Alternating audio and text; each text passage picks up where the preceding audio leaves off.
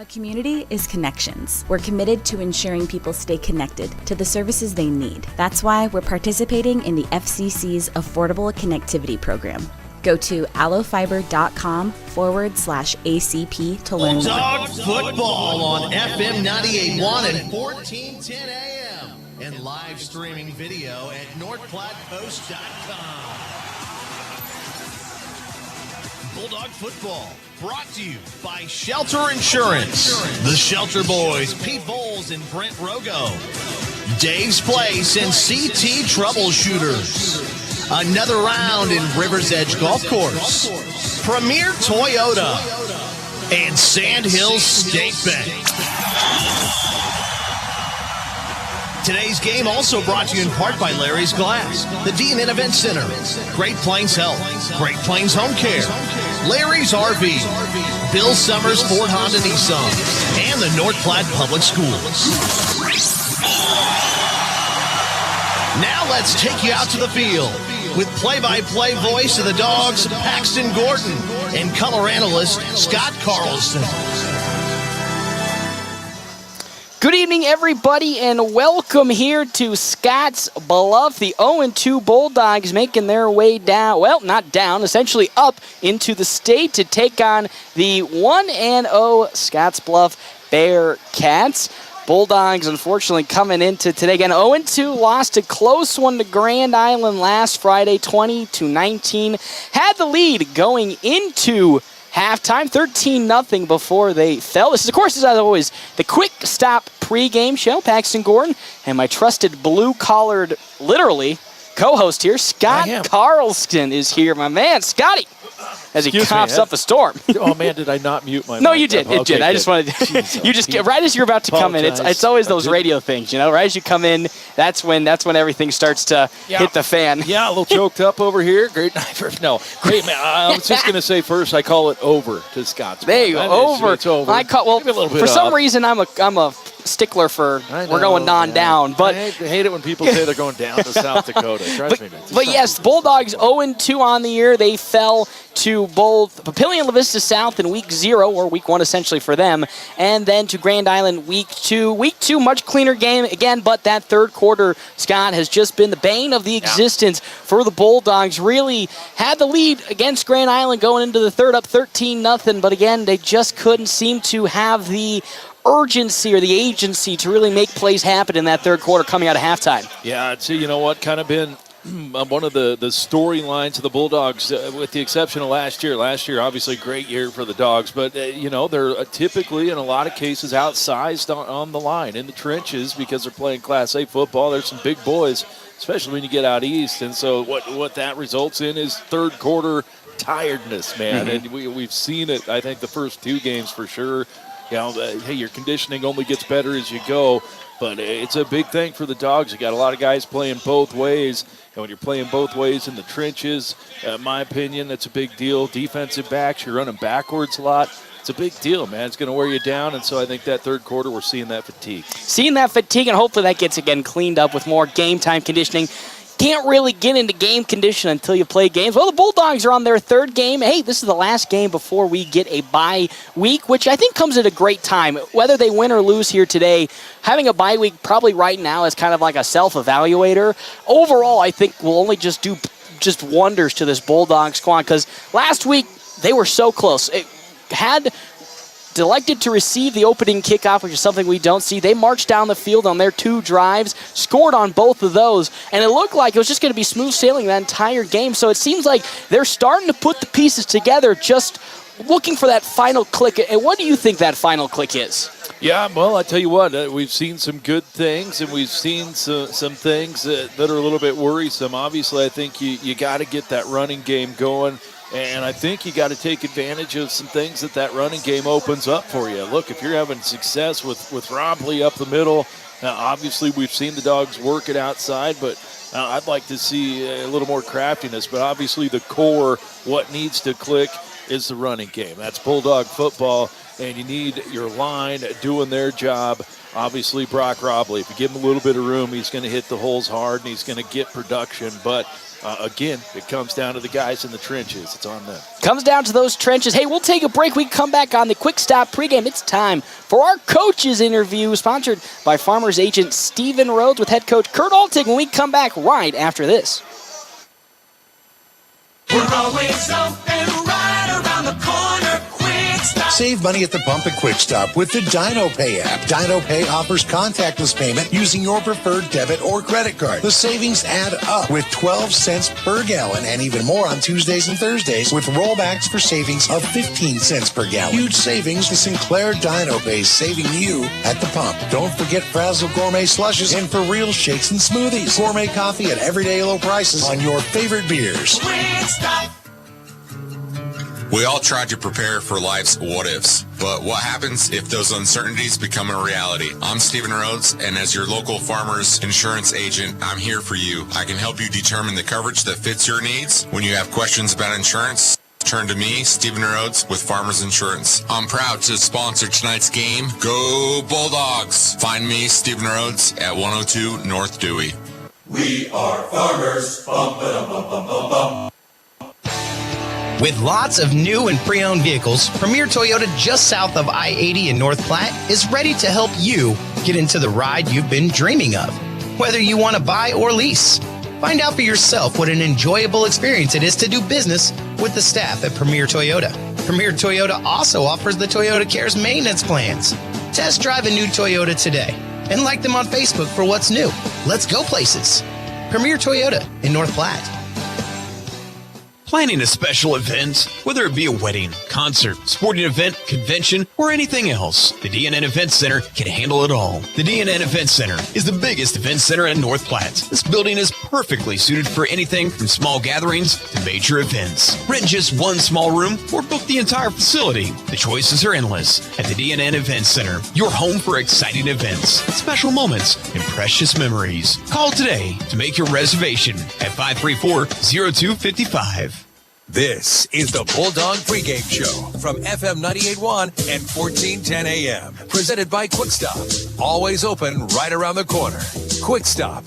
Hey everybody, this is Paxton Gore with the North Platte Post Sports Network. And I'm, of course, joined for our coaches interview provided by Farmers Insurance agent Stephen Rhodes, Coach Altig. But first, Farmers Insurance agent Stephen Rhodes has the knowledge and experience to help you better understand your coverage options for home, auto, renters, business, and more. Coach, it was just so close. 1 point loss to Grand Island last Friday. It was a tough one. Got off to a great start, though. Started out 13-0 going into the half. Take us through that whole first half and how well this team executed your game plan going in against Grand Island.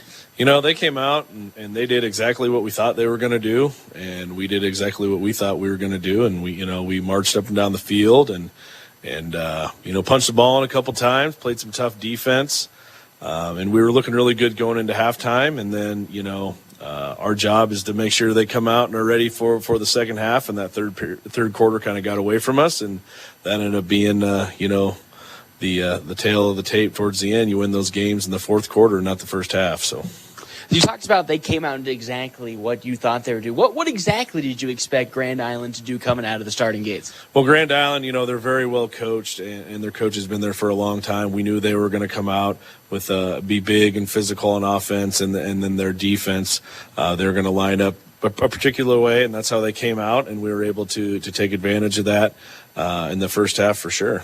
Outside runs were the name of the game early and often. Really, lots of your big success came off of those Colton Tilford outside runs and Brock Robley off of the tackles. How important was that to get that run game started, to maybe even open up the pass, which we saw a little later in the game, so have some little sprinklings of flourishings? They came out in the beginning and lined up, and we knew we were going to be able to take advantage of that inside run with Brock, and he does such a great job. They adjusted a little bit, and they left that.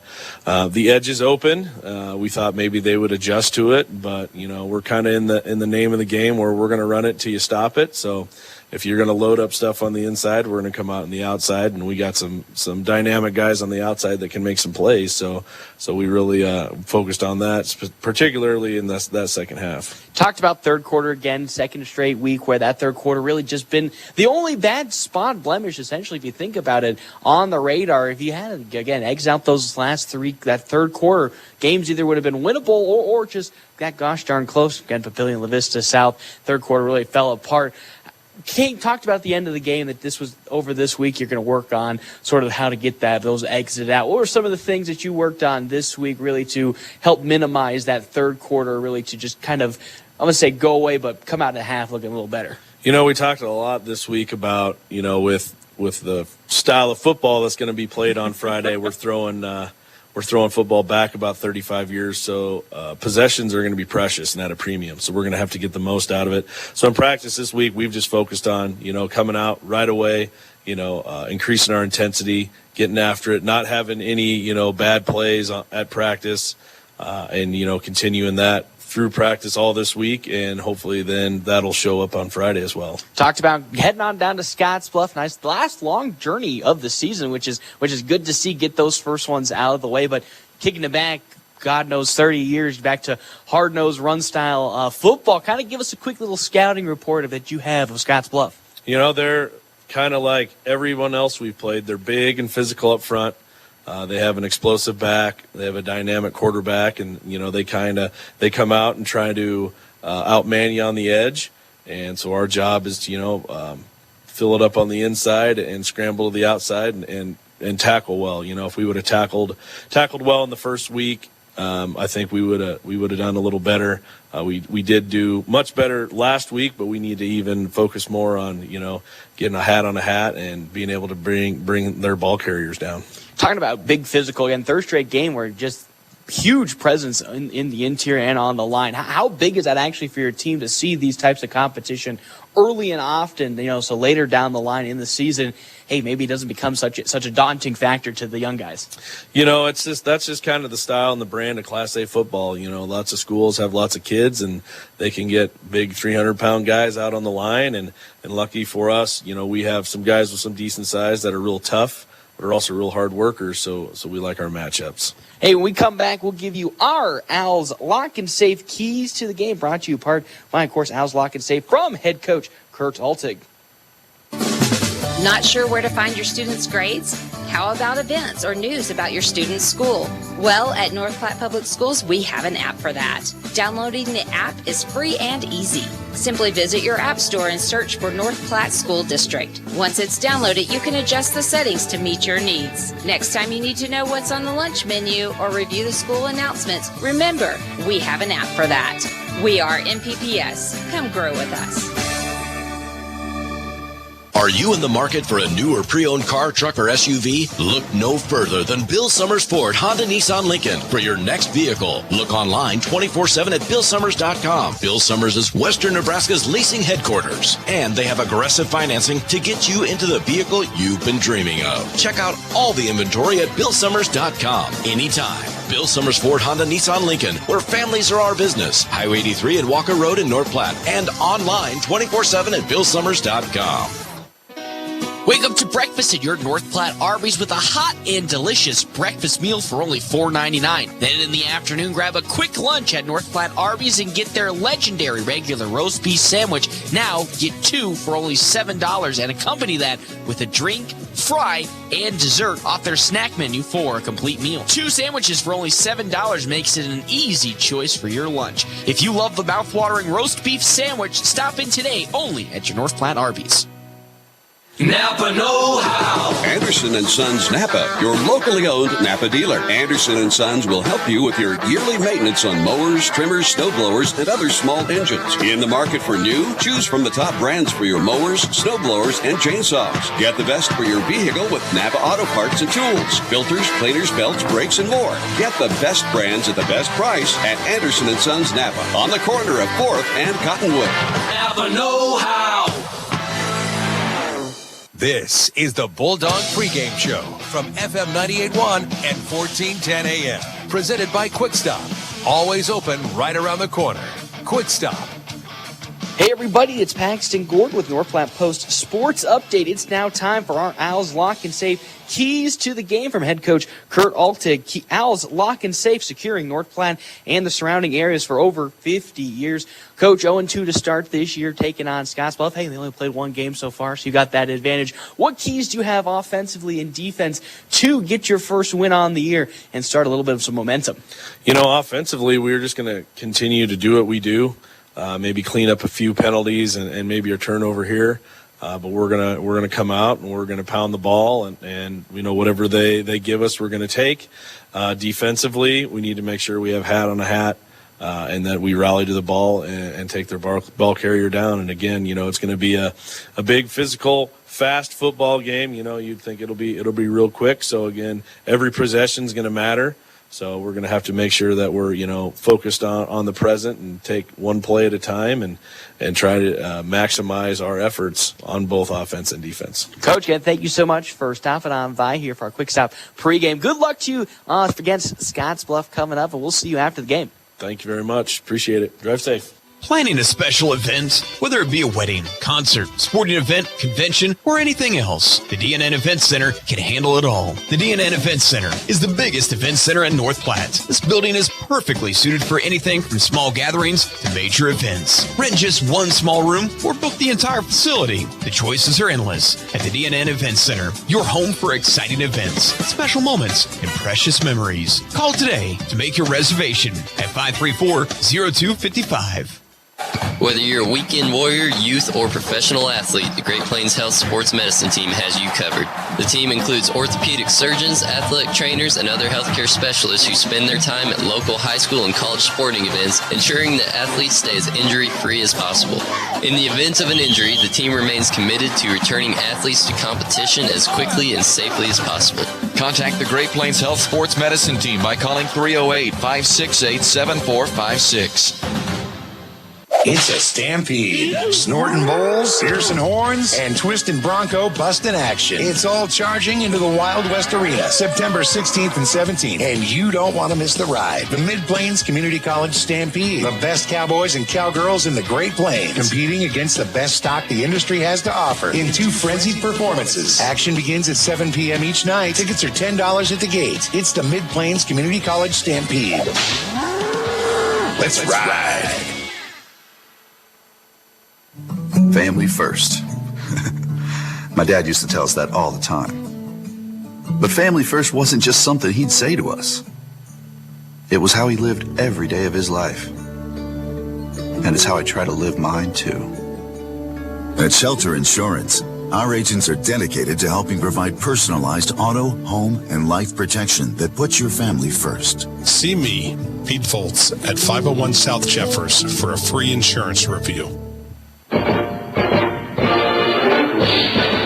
Hey there, Derek, back in time to look around the area for other high school games going on this evening. Let's fill you in. Actually, let's start with games played last night. A game heard on Z93.5 Country. I was in Paxton last night to watch the Tigers and the Garden County Eagles play. Garden County won the game 52-34. Their quarterback, Johnny Vargas, scored three different ways. He's the quarterback. He threw a touchdown. He ran for a touchdown. He even caught a touchdown last night. He was the most valuable player of that game in Garden County's 52-34 win over Paxton last night. Other games last night, Sandhills Valley defeated Bayard 64-18. Juanita Palisade downing South Platte 66-32. Okay, let's get into tonight's game.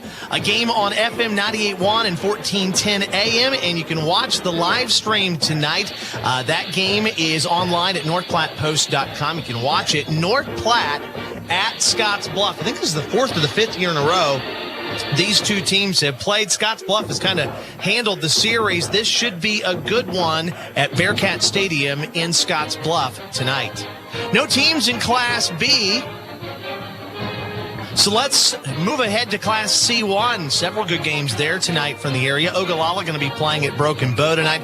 McCook and Gothenburg. These two used to be perennial powers in Class B. They're both in C1 now. That'll be a good game in Gothenburg with the Bison tonight.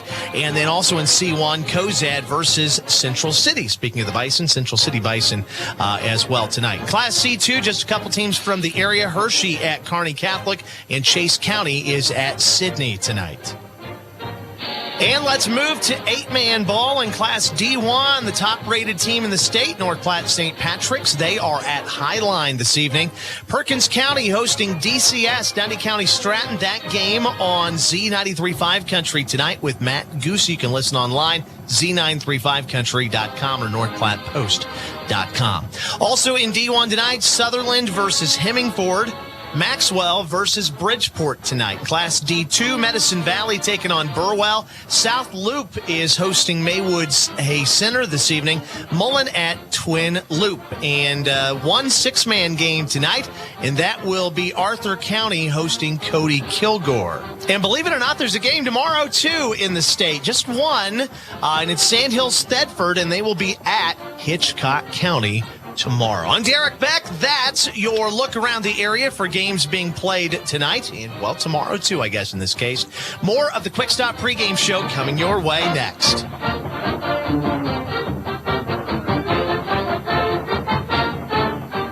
Thanks for listening to the Quick Stop pregame show. They have 27 locations open 24 hours a day. Quick Stop. Game time is just moments away on FM 98.1.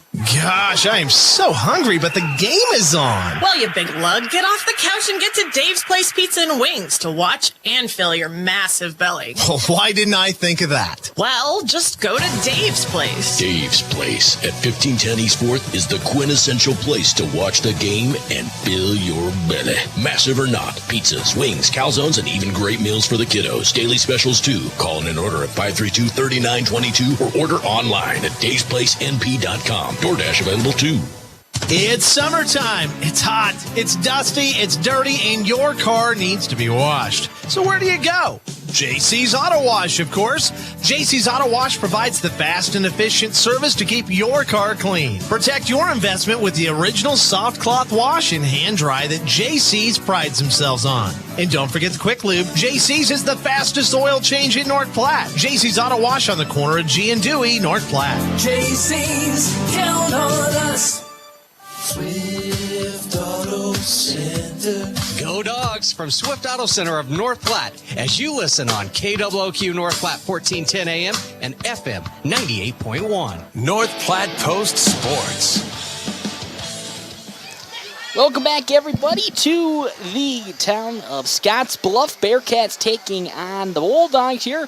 North Platte is currently 0-2, Scottsbluff 1-0. It is time for our Midwest ATV player in the group. Spend less time trying to fix your ATVs and UTVs. Let Midwest Cycle and ATV do it for you. Last week, Colton Tilford was the man in a groove, a lot, and I mean a lot of runs of upwards of double digits. Yeah, only, I think, maybe less than 5 on one hand you can count runs that were less than double digits. He was really keeping the Bulldogs, and early and often, in control of this ball game and tempo-wise. So you talk about Brock Robley all the time being really the wrecking ball down low inside, but Colton Tilford, how much of a more impact are you seeing him this year compared to last year?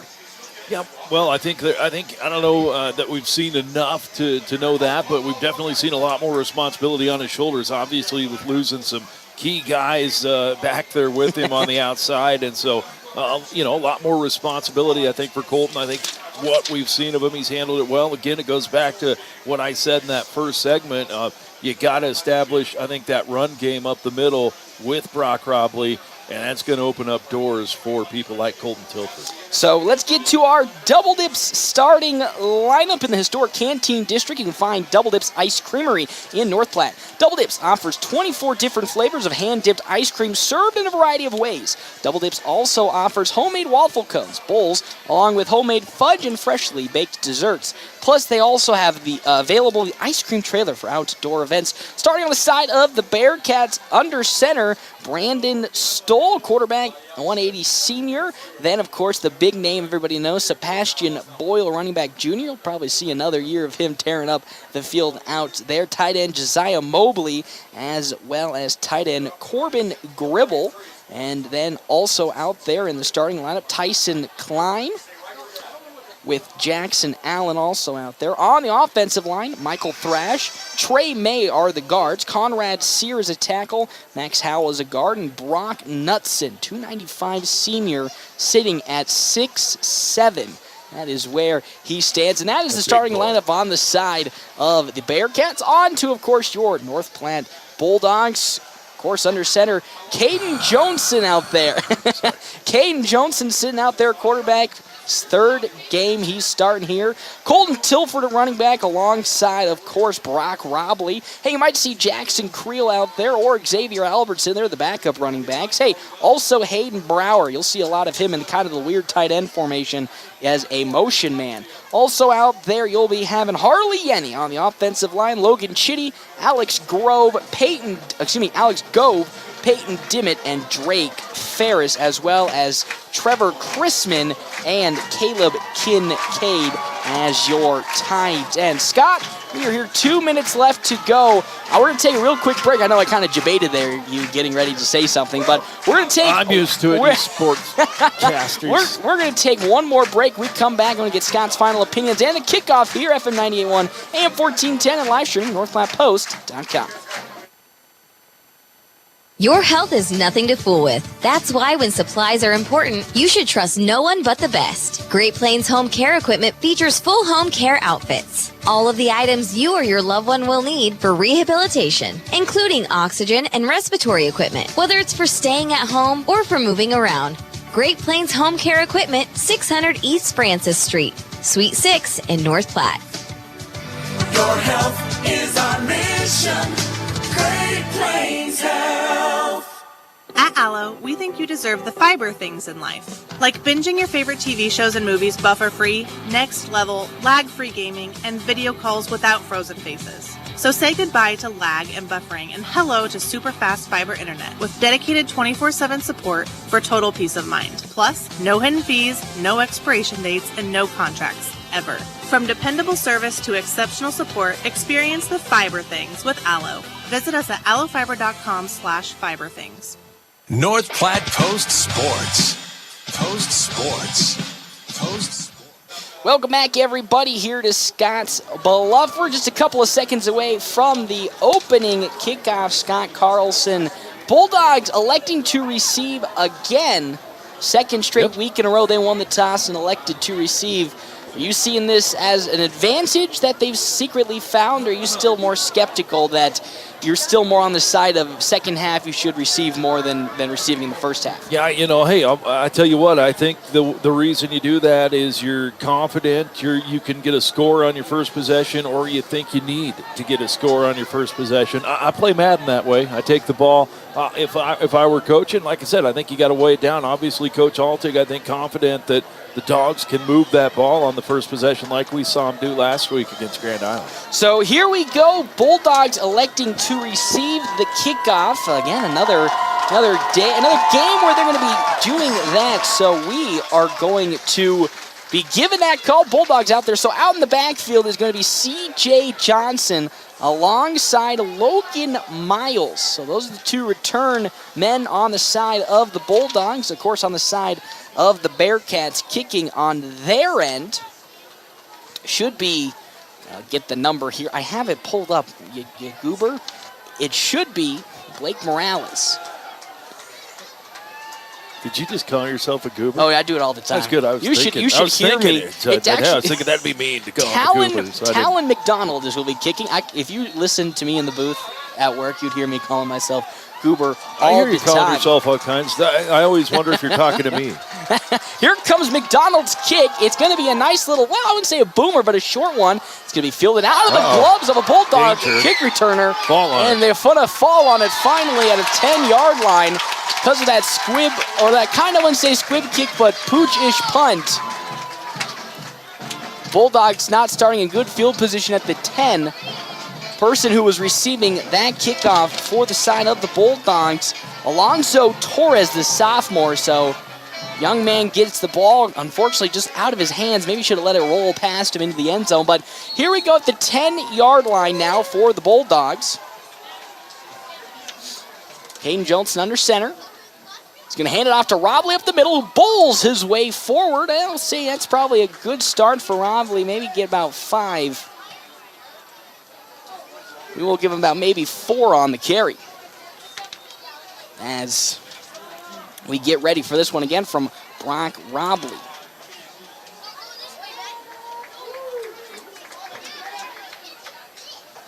So Johnson under center. In motion comes Tilford.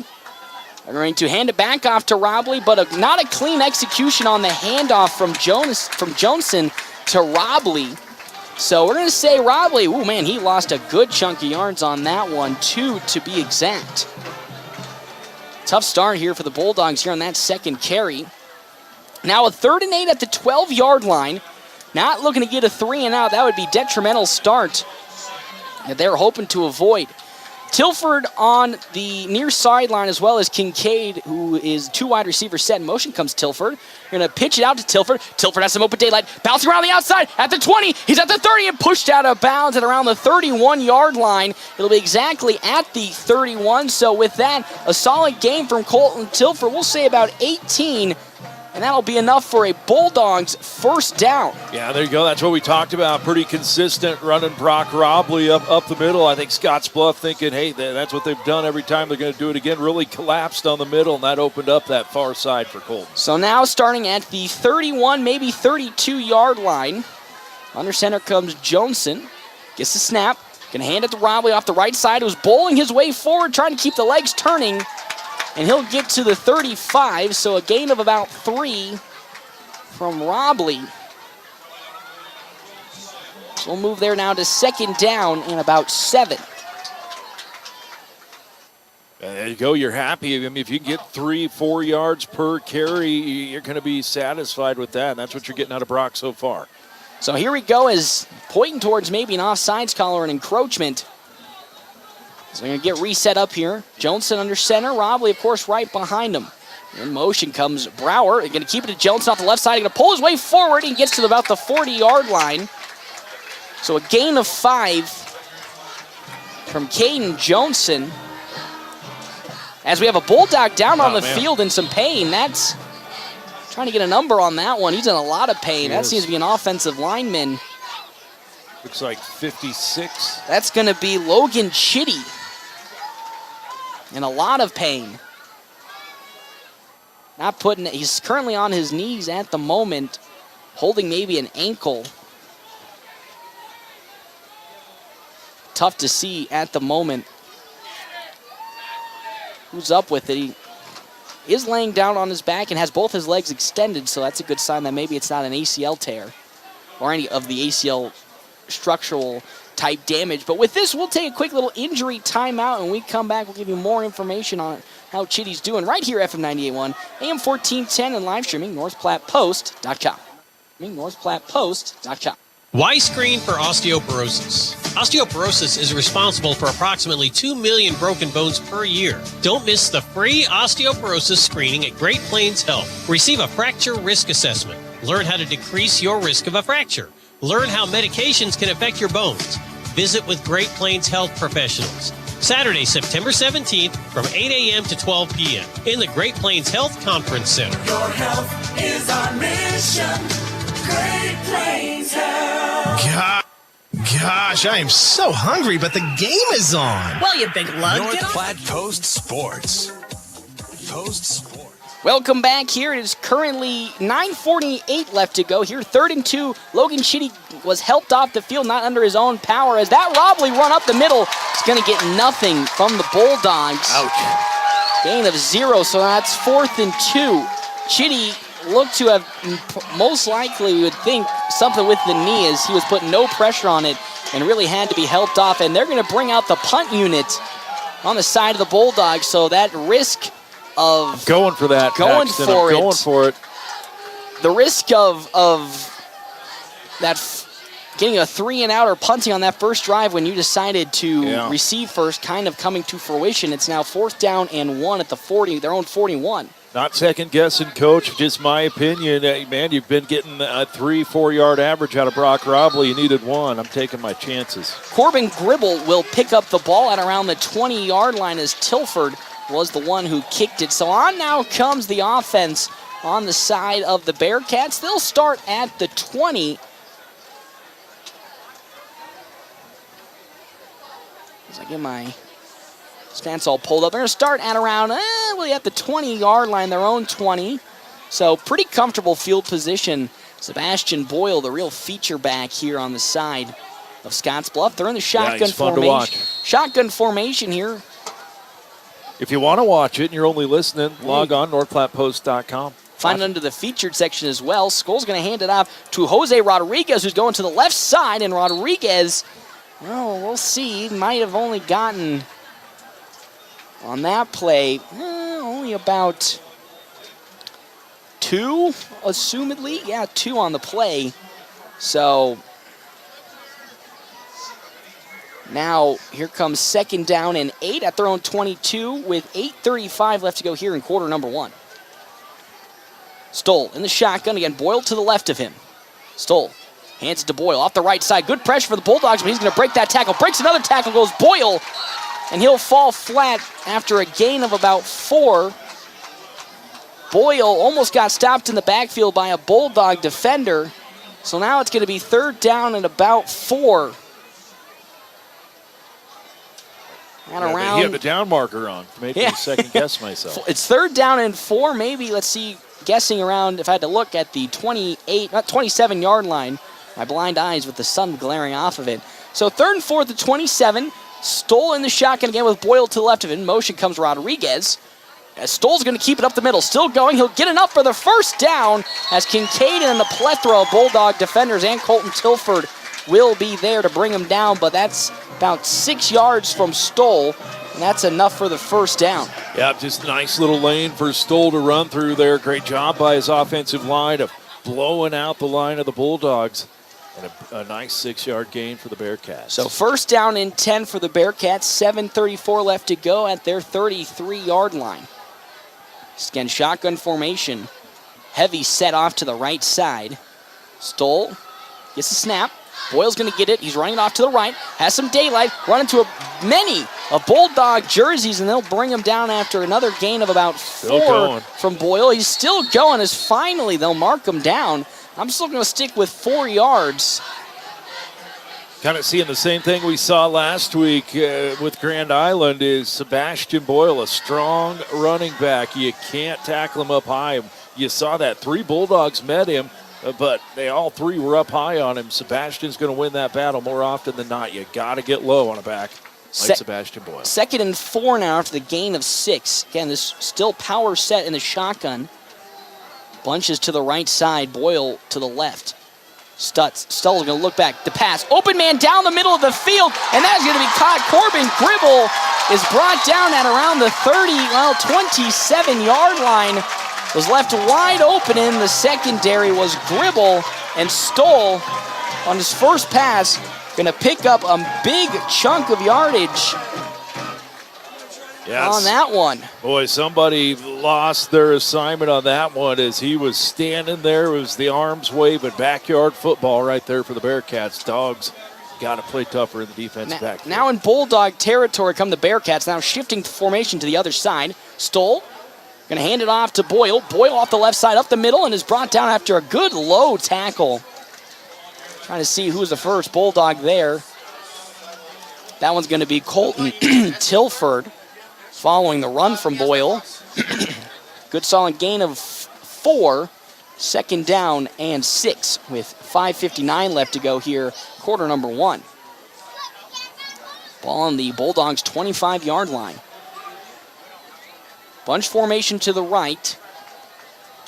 Stoll in the shotgun, Boyle to the left of him. Stoll hands it to Rodriguez. Rodriguez off the left side, had an open daylight, and he'll fall forward.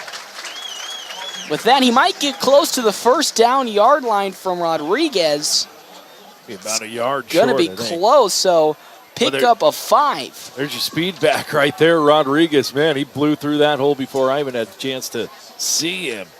Jose Rodriguez, 150 senior, has that big burst of speed as a new player comes in against Stoll coming from the sideline. Also checking in Josiah Mobley. So a big power set for the Bearcats. Now at the 18-yard line. They're going to call it actually a first down after a gain of 6 from Rodriguez. Stoll going to run it off to the right side. Has some open daylight. Still running, is brought down from behind. On the tackle there, I think is going to be Jackson Creel. Jackson Creel will be there to bring up the tackle, but a really strong game from Stoll of about 7, so it's 2nd and 3. Yeah, there again, just you saw it, the line of Scottsbluff pushing the Bulldog line back, and that's given them the opening through that first line about every time. 4:49 on the 11-yard line in the red zone for the Bearcats. Stoll to Boyle. Boyle off the left side. Good patient stutter stepping and is finally brought down by a clump of white jerseys.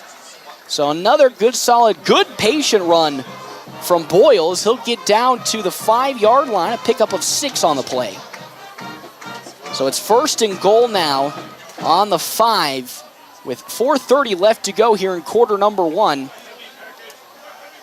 Bulldogs still struggling to find a stop on the 7th play of this drive. Stoll in the shotgun. He's going to keep it himself off the right side, up the middle, juking, diving for the end zone. They're going to say he gets in. 5-yard TD run from Braden Stoll.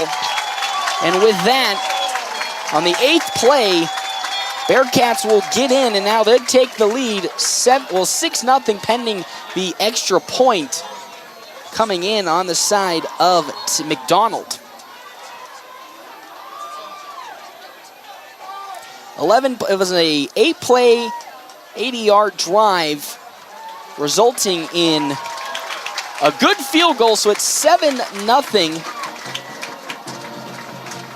As the Bulldogs now trail here in quarter number 1. They trail the Bearcats 7-0 with 4:09 left to go. We'll take a break. Come back. More action right around this corner. FM 98.1, AM 1410, and of course live streaming NorthPlattePost.com. Your husband is pretty handy to have around. He makes the world's best mac and cheese. He's in the Tickle Monster Hall of Fame. And he can teach anyone how to throw strikes. But a busted pipe and a basement full of water? Honey, I think we need a plumber. Is a little out of his league. That's where a homeowner's policy from Shelter Insurance comes in handy. We'll help get your house back in order and your husband back to what he does best. Find me, Brent Rogo, at 502 East Francis.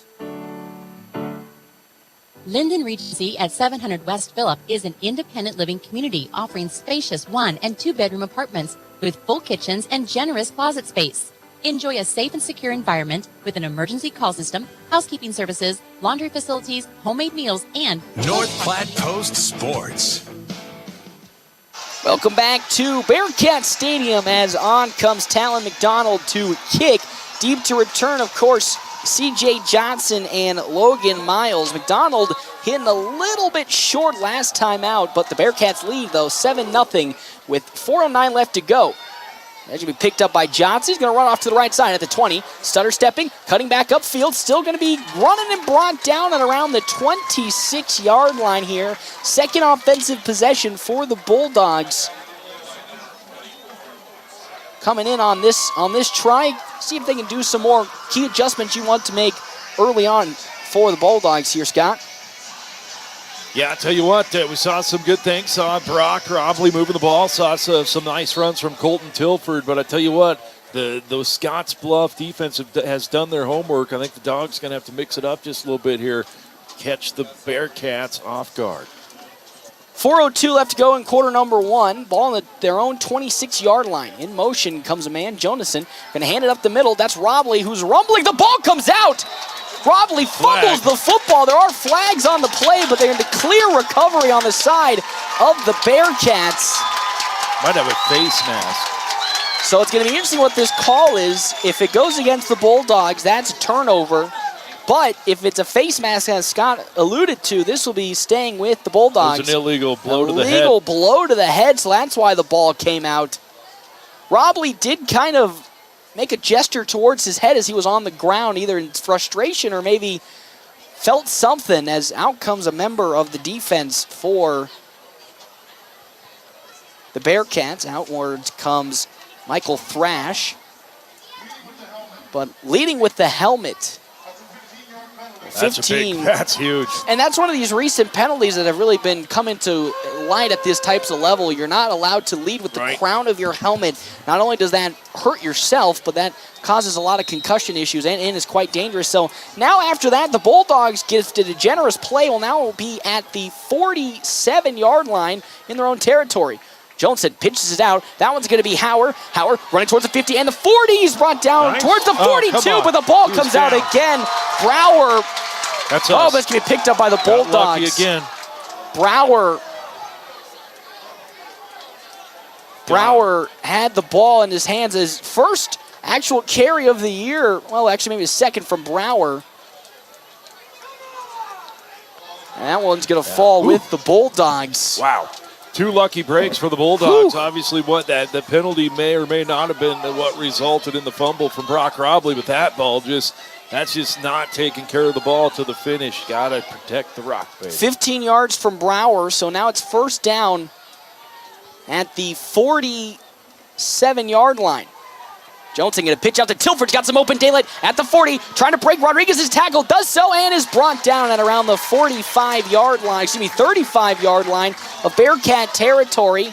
That's a good, strong pickup for Colton Tilford. We'll say about 6 on the play. Second down and 4, now at the 37 of the Bearcats. Johnson, Bulldogs looking to drive a little better, though. Got some help with some penalties. Right. Yeah, take advantage when you get those breaks. Got to take advantage of it. So far, the Dogs moving the ball good. Second and 4 at the Bearcats, 36, 2:45 left to go here in quarter number 1. Johnson going to keep it off the right side, up the middle. He'll be tackled at around the 30, but that's going to be enough for a first down. Good solid gain of 7 from Caden Johnson. And with that, a first down. Bulldogs driving, though, again, 2 big penalties. And 1 big Hayden Brower run to really set him up here good at the 30-yard line. Johnson going to get this side. 2 wide receivers set. 1 to the near side, 1 to the far side. That's Kincaid to the near side. And then I believe to the far side's Broman. Off, here comes Brower again. Going to truck through a man and then fall short at the 20. Seeing a lot more Hayden Brower in this ball game, and 2 big pickups for him, a 15-yarder and now 10 yards. Ooh, we're going to say 9. So that's going to be second down and 1 for the Bulldogs. Yeah, great job, though, on the outside, blocking by the Bulldogs. Containment blocking, and that's what's allowing Brower to get out there and do some good stuff. 5th play of the drive, 2 wide receivers set. In motion comes Brower again. They're going to hand it to Tilford. Tilford cuts back upfield, but is met by a swarm of red defenders. He maybe got back to the line of scrimmage. Ooh, I think he lost. Or maybe he lost one. It's going to be tight. It's interesting to see. He lost 2 on the play. So now it's going to be third down and 4. Well, they say 3 from the 23-yard line for the Bulldogs. Johnson under center. Has Brock Robley right behind him. Tilford in motion. Pitching it to Tilford on the far side. Here it goes. Stutter step. Juke move outside. Cuts back upfield. He's going to be pushed out of bounds at around. Well, he'll maybe stay in at the 12-yard line. There's a good pickup of 14 from Colton Tilford, and that's a first down. Yeah, great job by Colton making something happen after contact. Ran into a lot of red jerseys there, but great job cutting it back inside. Got another 4 after that. First and 10 at the 12-yard line. The Bulldogs are in the red zone for the first time today. That's the 6th play of this drive. Now on to their 7th here. Johnson under center. Gets the snap, steps back. He's looking to throw it. Johnson looking to the end zone. He's going to lob it to the back. It's caught by tiptoeing Landon O'Brien, and it's in for a touchdown. Bulldogs. Woo. Landon O'Brien big in the back, got the 1 foot down. That's a 12-yard touchdown pass from Johnson to O'Brien. Holy moly, and now this game might be tied pending the extra point. Yeah, had a great job keeping the toe in. I couldn't tell if he got 2 feet, but hey, 1 foot counts in high school football. So Great now play. onwards to kick for the Bulldogs. Luke Borges, the kick is up. Uh-oh. That's going to, though, be good. So now it's a tie ball game, 7-7 with 35 seconds left to go here in quarter number 1. Hey, we'll step aside. Bulldogs now tied with the Bearcats, 7-7. When we come back, more action here, FM 98.1, AM 1410, and live streaming, northplattpost.com. Allo means business. Allo means local business. Allo means big business. Allo means small business. No matter your business, if you need reliable phone and internet connectivity, you need Allo. Local service and same-day dispatch. Free installation. Symmetrical upload and download speeds. If your business relies on communication, rely on Allo. Allo means business. Visit allofiber.com/business. Sandhill State Bank is a bank for Sandhillers. Families, entrepreneurs, teachers. North Platte Post Sports. Welcome back to Bearcat Stadium. It's a tie ball game, 7-7 with 35 seconds left to go. Thank you to our premier and primary sponsors here for today's game. Another round, River's Edge Golf Course. After your golf game, swing into another round for some amazing food and drinks. Dave Place Pizza on 1510 East 4th Street. Meet your friends or bring the family and enjoy the pizza of the month, daily specials, wings, and more at Dave's Place. Borges' kick is up, and that's going to be an absolute boomer that's going to go and received at the back of the end zone. That one looks to be on the side of Sebastian Boyle, as bringing it out to around the 30-yard line. That's actually Jose Rodriguez. Correction on my play. So Jose Rodriguez will get good field position to start for the Bearcats at their 28-yard line. 29, so 7-7 ball game. Scott's looking much better the second possession for the Bulldogs. Yeah, Dogs got a couple of breaks, got some help with the big leading with the helmet penalty and the ball being recovered after the fumble, but took advantage of those breaks. That's what matters. Stoll rolling to the right. He's looking to run with it. Has a couple blockers. Cuts upfield. He's around the 40, and he'll get tackled down at around the 39, 38-yard line. The mark is around the 39. So with that, that's a pickup strongly from Stoll. Yeah, man, I tell you what, you 10. Came into the game thinking Sebastian Boyle, but Stoll kind of been the man here in this first quarter. Really has been. So with 13 seconds, they're probably going to actually run the clock out here, and that looks like is what they're going to do to end the first quarter. Hey, we're in a tied ball game, 7-7 between the Bulldogs and the Bearcats. Last game before it is the bye week for North Platte. They off to a very solid start. Again, tied 7-7. We come back. We'll give you second quarter action right here at FM 98.1 AM 1410. As always, live streaming northplattpost.com. It's summertime. It's hot. It's dusty. It's dirty, and your car needs to be washed. So where do you go? JC's Auto Wash, of course. JC's Auto Wash provides the fast and efficient service to keep your car clean. Protect your investment with the original soft cloth wash and hand dry that JC's prides themselves on. And don't forget the Quick Lube. JC's is the fastest oil change in North Platte. JC's Auto Wash on the corner of G and Dewey, North Platte. JC's, count on us. It's time for a checkup. We all need one every now and then to ensure that things are running smoothly. Your home or farm's electrical wiring is no different. If it's been more than 10 years since your electrical system was checked, it's time to contact your electrician. Telltale signs include dim or flickering lights, a burning smell, or smoke. Schedule a checkup today to help prevent an electrical fire tomorrow. This message is brought to you by Dawson Public Power District. You can count on us. North Platte Post Sports. Welcome back to Bearcat Stadium. It's currently a 7-7 ball game between the Bearcats and the Bulldogs here.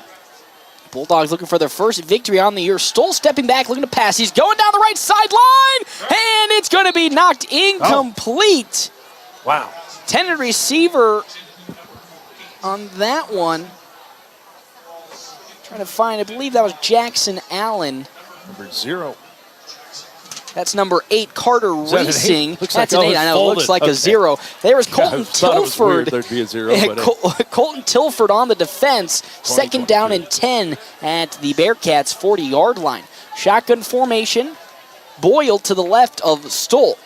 Stoll going to hand it off to Rodriguez, who fumbled it around, but able to pick it back up, and he is tackled from behind by a few Bulldog defenders. Again, another Bulldog on the floor holding his knee. Another lineman, it looks like, as he is in a lot of pain. That one on the left knee, I think. Right on that one. Got the helmet off. Peyton, that might be Peyton Dimmitt. And as we've talked about, the Dogs not really in a position where they can be losing guys, especially up on the line. Especially on the line. So we'll step away for another break. When we come back, we'll give you an update on who the player is and how it's going. When we come back, FM 98.1, AM 1410, and live streaming, northplattpost.com. How would you like to get a warranty on a used car, truck, or SUV? When you purchase a qualified pre-owned vehicle at Premier Toyota in North Platte, it comes with a 6-month or 6,000-mile powertrain limited warranty. 6-month or 6,000 miles, whichever comes first. That is totally awesome when you are buying a pre-owned vehicle. Stop out and talk to the friendly staff at Premier Toyota, just south of I-80 today. Take a test drive and get a warranty on qualified pre-owned vehicles. Let's go places. Can do. Keep an eye on their behavior. Use caution if they are in pain. Watch your pet's hygiene and weight. And take your pet to the vet to be evaluated if you think something is wrong. Visit Westfield Small Animal Clinic and allow Dr. Counts and Dr. Bundy to guide you in keeping your pet's pain manageable or pain-free. Call Westfield Small Animal Clinic at 534-4480. North Platte Post Sports. Welcome back. Number 51, Carson Davis, was the Bulldog player who was slow to get off the field. He is putting some pressure on his legs, so that's good to see. We're thinking maybe, I want to say maybe like a bone bruise, the best case scenario, because he is putting some pressure on it, so the more and more he walks on it, the better it's looking. But again, another lineman. That's got to be. I've never seen a guess at a bone bruise. I've done this for a while. That's a first. Optimism. So it's now good. 3rd down and 8 at the 42. A big formation shift as Boyle now to the right of Stoll. Stoll, play action pass, looking, going to throw it down the middle of the field. That one's going to be intercepted by the Bulldogs, but a flag. No, that's not. It's just the marker. That's just a marker, but that's an interception. Didn't get to see who had the reception. Early guesses on that one. Trying to think. Come on, celebrate for us so we can tell who it is here. I think that might be Luke Borges, but he's the kicker. Trying to find a number, but that's an interception on the play for the Bulldogs. Actually, it might have been Logan Miles with the pick. And with that, the Bulldogs now take over. Johnson up the middle. They'll get maybe just one if he's lucky. Following that interception, Bulldogs are going to pick it up at the 46-yard line in their own territory. Another poor pass from Stoll. It's the second week we've actually seen some bad passes in coverage. Of course, last week Grand Island Evans had a bad pass, and then in this one, had one right here. So now it's 2nd down and 9 at the 47-yard line following Johnson's 1-yard run. Up the middle goes Brock Robley. He's going to keep it going, and he'll get maybe 2 on the play. So now it's 3rd down and 8 at their own 47. Kincaid checks in. As checking out goes Trevor Chrisman. Also checking in for the Bulldogs, Landon O'Brien. So Johnson under center now. Robley right behind him. In motion, Johnson going to pitch it out. Tilford trying to cut back upfield and break a tackle. He'll break one, but is brought down at the 49-yard line of the Bearcats. Pickup of 3 from Colton Tilford. And with that, probably the punt unit will come on, or they're going to go for it on 4th and 4. We're going to have to see here. Scott Carlson looking a little disheartened, but pretty risky. I liked 4th and 1 a couple possessions ago. But how about 4th and 5? I don't know. 4th and 5 is where we sit crossed, at the 49-yard line with 9:36 to go in the second quarter. Oh, that's 2 minutes. No flags. Well, now a flag Now comes. there's a flag. They didn't throw it, but they gave it to him. They called the penalty on themselves. Did you see that? I'm so confused. This one might be an illegal formation. Well, it's 2 men in motion, I think. Illegal procedure, yeah. Well, there's a false start. Well, that just kills any type of... But I'm telling you, it was one of those things that was so, for lack of a better term, bad, that the officials couldn't throw the flag. They couldn't believe it was really happening. The Dogs sold them on the penalty. Dogs sold them on the penalty, but couldn't get it to go. Never looked guilty. Now here comes Tilford to punt. Deep to return is Jose Rodriguez for the Bearcats. Tilford. That's a little boomer towards the sideline, but that's going to fall. Not going to get much. Too far. Actually, they're going to say that's going to be at the 30. Wow, that's still going. Still going. Wow, still going. That's now at the 42-yard line of the Bearcats following that punt from Colton Tilford. Not the best one for Tilford. And now the Bearcats will re-pick up possession in really good field position at their own 42.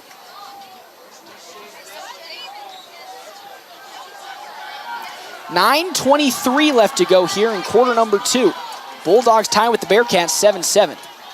Big formation shift as Rodriguez moves to the left side and Boyle to the right. Boyle's going to get to the left, looking, upfield he goes, still going, and is finally brought down from behind.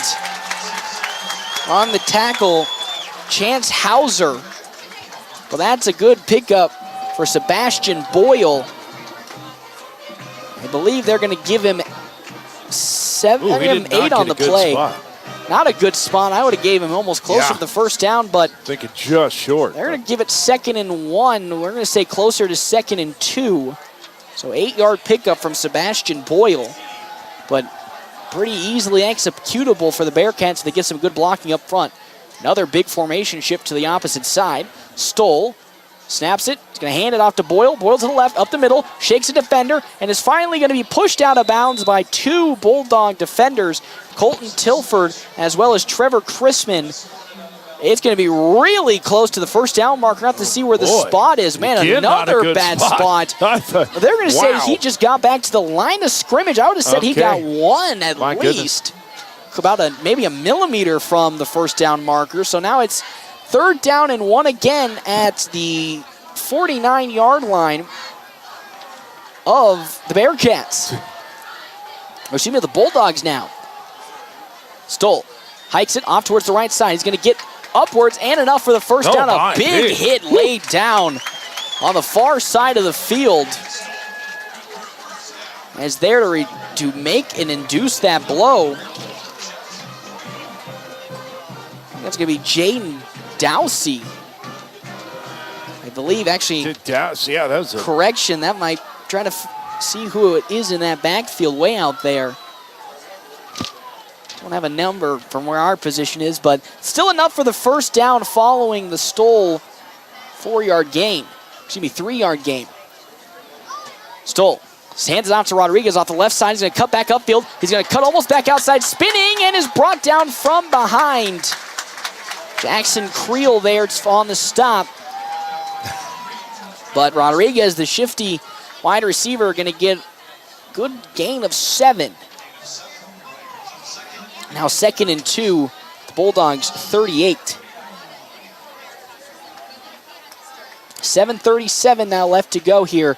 Quarter number 2 and the first half. Ball game is tied 7-7. Shotgun formation, Sebastian Boyle to the left of Braden Stoll.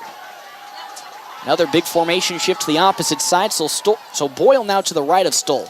Stoll to Boyle off the left, up the middle he goes. Good patience and another good low tackle from Colton Tilford. So Boyle going to get close to the first down marker. They're going to say he falls a yard short.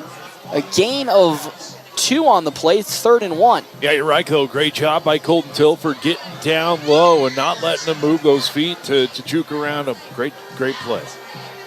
So now 3rd and 1 at the 37-yard line of the Bulldogs. Still a heavy set formation coming in on the side of the Bearcats. Boyle to the right of Stoll. Stoll going to keep it and go to the right. He almost got sacked behind the line of scrimmage. There's a good hit at around the line.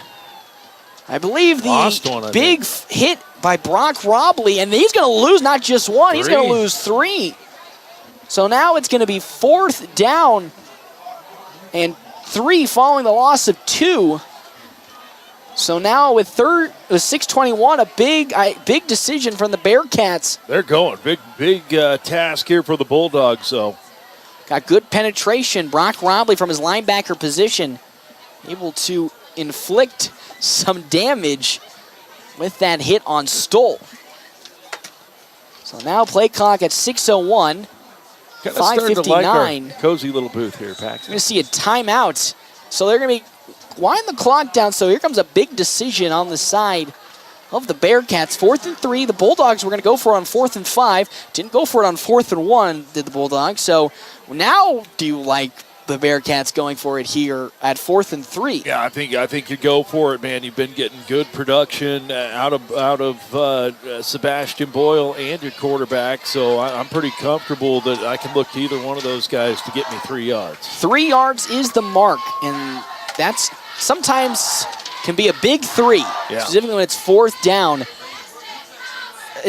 I wouldn't say that the run game has been gashing the Bulldogs. It's been consistent carries of around 5 to 6 on most attempts, but here on this drive, specifically now that they've gotten into Bulldogs territory, gotten a little tougher to run it off of any of the guards. Yeah, Dogs done a lot better job, I think, of not letting that offensive line of the Bearcats push them back. That's what we saw early on as the Dogs were getting pushed back 2 steps at the line of scrimmage. They're doing a much better job of holding their own there in the trenches and making it tougher for the Bearcats to run it. Bearcats still running pretty effectively, though. So 4th and 3 with 5:56 to go in the first half. Boyle now to the left of Stoll. Another formation shift, so Boyle now to the right of Stoll. Stoll has Rodriguez in motion. Could look for a pass here, so trying Stoll. to get him to jump.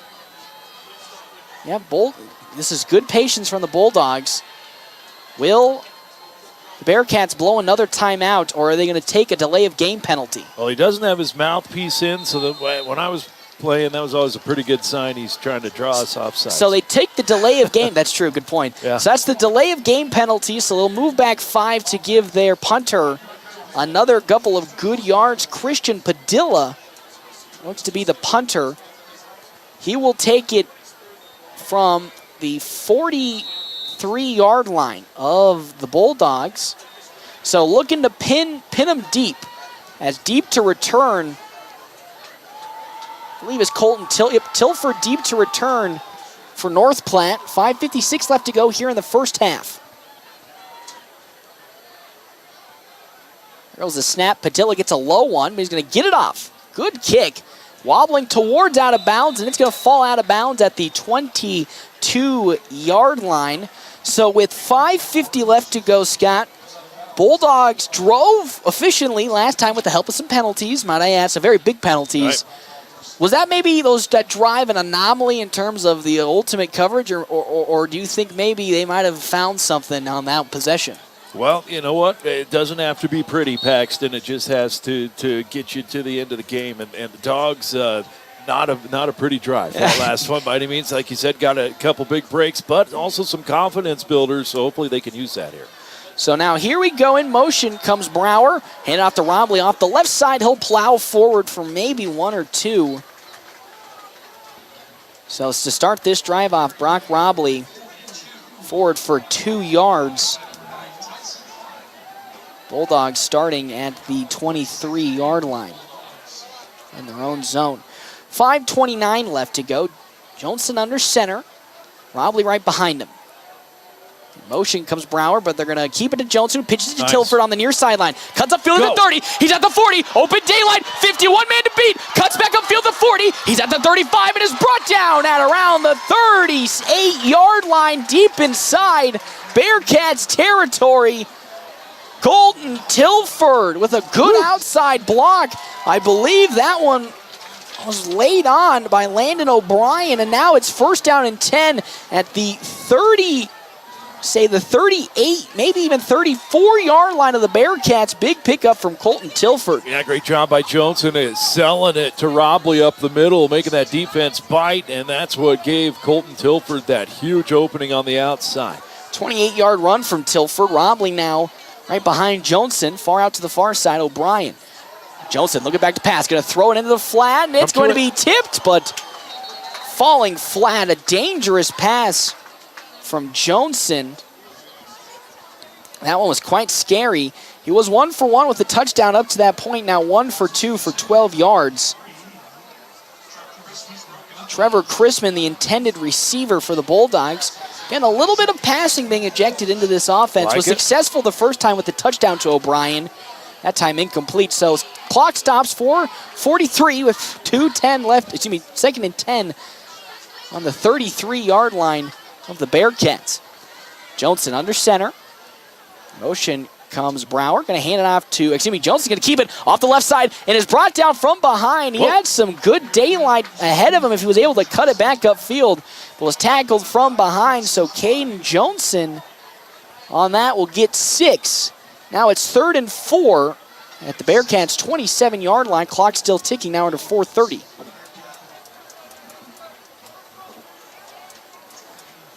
So O'Brien to the far side, Kincaid in the tight end position with Brower right behind him. Johnson snaps it, hands it off to Robley up the middle. Is not going to get much, but backpedals his way. Maybe a good gain of 3.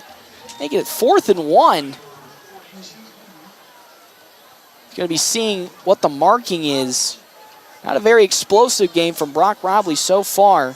He's going to get enough for the first down, so that's a pickup of 4. That's a Bulldog first down at the 23-yard line. Yeah, you're right, though. They've made it tough for Brock to run up the middle. Pretty good success on that opening possession, but Scottsbluff really been tough in the middle since then. Johnson under center, stepping back, looking to pass again, looking. He over the middle, that's Kincaid who catches it and is brought down at around the, I would say, 16-yard line. So another good completed pass from Tilford. So Carter Rising there in a tackle. That's a pickup of 7. So that's going to be 2nd and 3, as there was Caleb Kincaid for his first grab.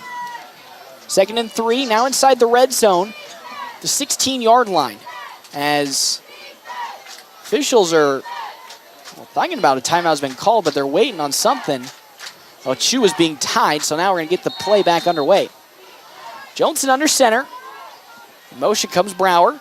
Going to hand it off to Tilford. Tilford bouncing it out, has to cut back, stutter steps, and he'll get around the corner. He's got the 20, 15, 10, 5, in for the end zone. Oh, he's going to step out of the 1, but there's going to be a hold on the backside. Oh, that was a Colton Tilford touchdown. Yeah. That is going to be brought back. But man, oh man. Yeah, holding one of those penalties, you say, man, you could call a holding on every play, but that was one that impacted the play, a tackle of the Bearcats player from behind as he was pursuing Colton Tilford, and a couple flags coming in on that one. So what would have been a 2nd down and 3, now going to probably be 2nd down and, if I did the math, we're going to go all the way back 13. Now, 13.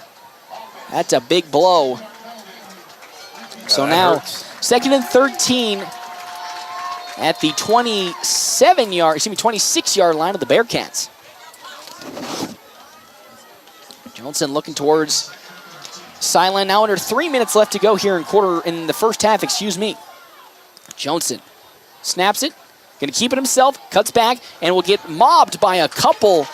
And another flag on the play. Hey, we're looking at another low hit, or a crown of the helmet hit on the side of the Bearcats. Oh, never mind, a holding on the side of the Bulldogs. All right. Again, another 10-yard penalty on this one. So what would have been 2nd and 13, now 2nd and 23. Ouch.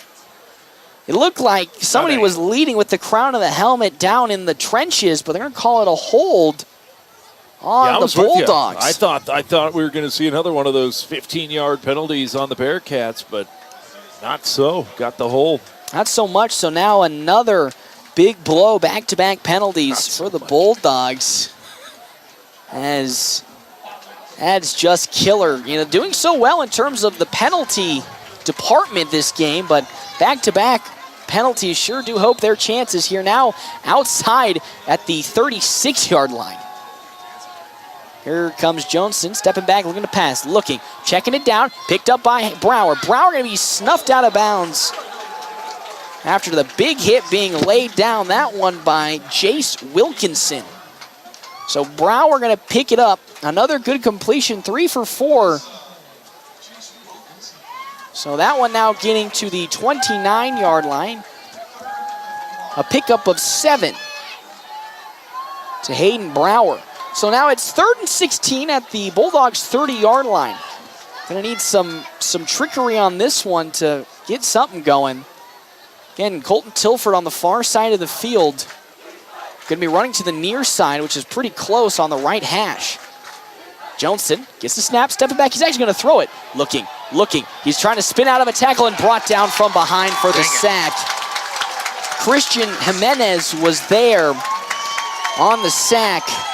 Gonna lose another few. And another big loss, so they're way out of field goal range. So 2:17 left. Wouldn't be surprised if the Bulldogs will go for it here just to pin 20. At least, the Bearcats deep, or at least keep running some clock off with now under 2 minutes left to go here in the first half.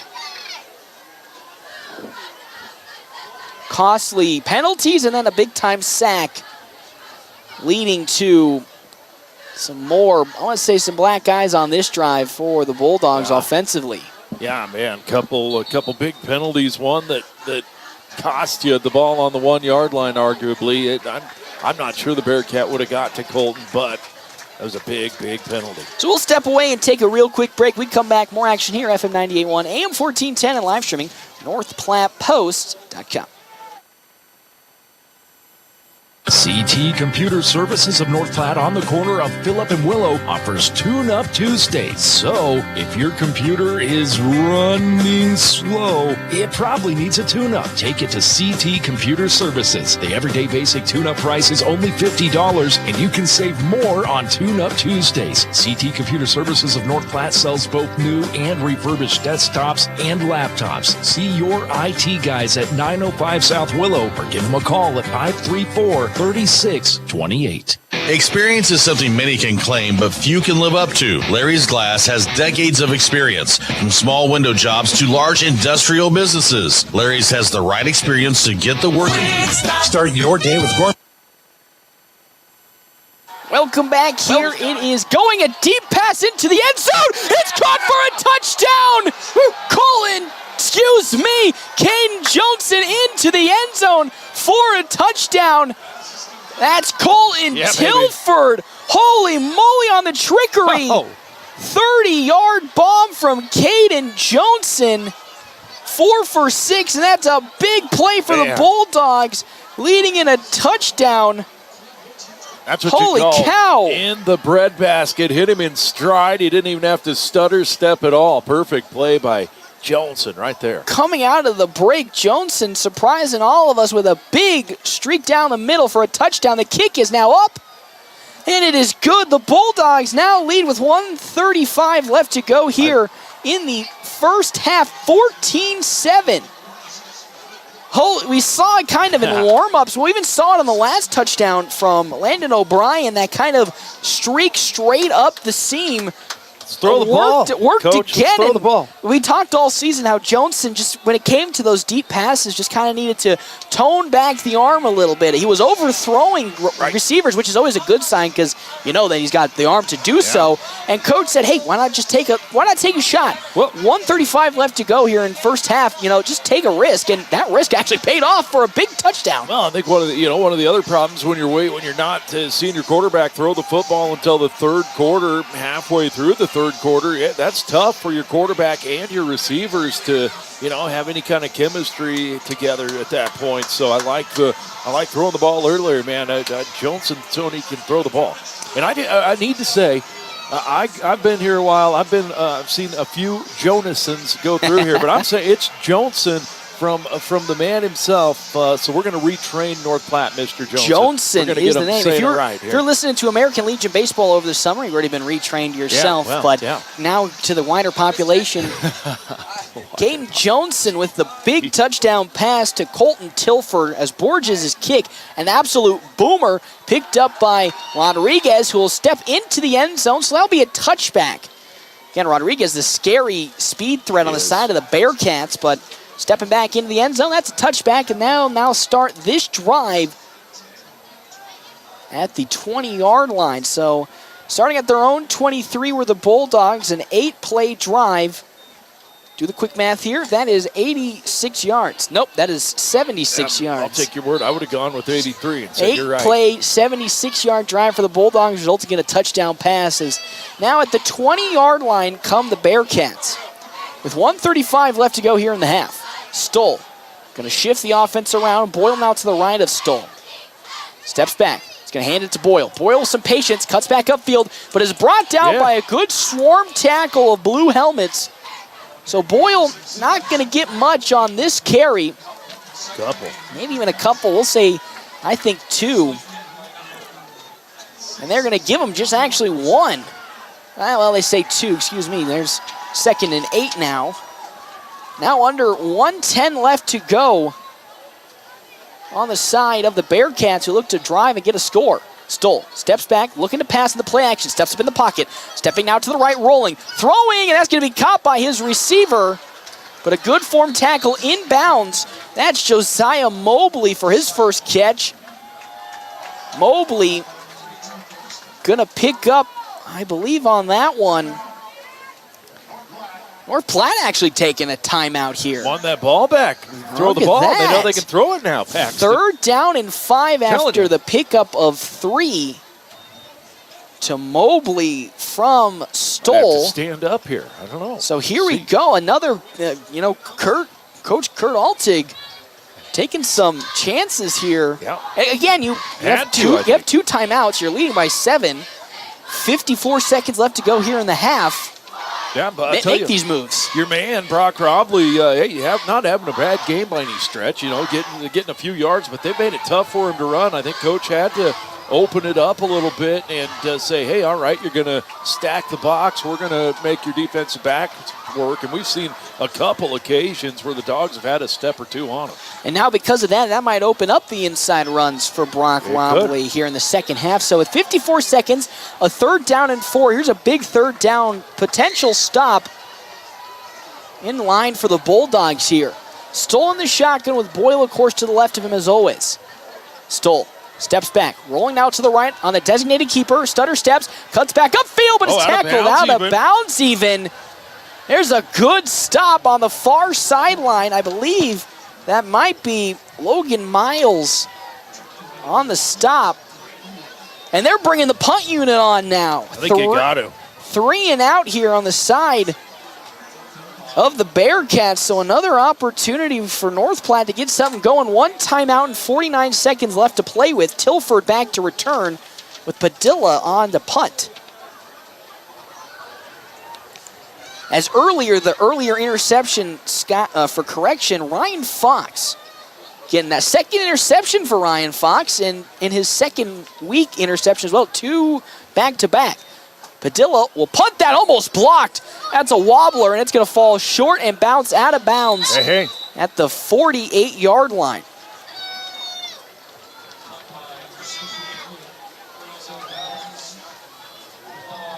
Yeah, I tell you, the Dogs have white jerseys with yellow numbers on, and they're pretty washed out in these lights. And so if they're not turned at us at the right angle, it's hard to see. So thanks to Ryan's dad there for correcting. Man, I didn't even get all pumped up because I was trying to get the game clock working. Again, Ryan Fox, his 2nd interception in 2 weeks. So now the Bulldogs will set up in good field position at the 46. Pitch out to Tilford, who's going to get swallowed up immediately. 36-yard line, and so now that's a loss of 3 from Tilford. So now that might actually just bring us into half. Well, 25 seconds. Bulldogs might run one more play, or they might just send it into halftime.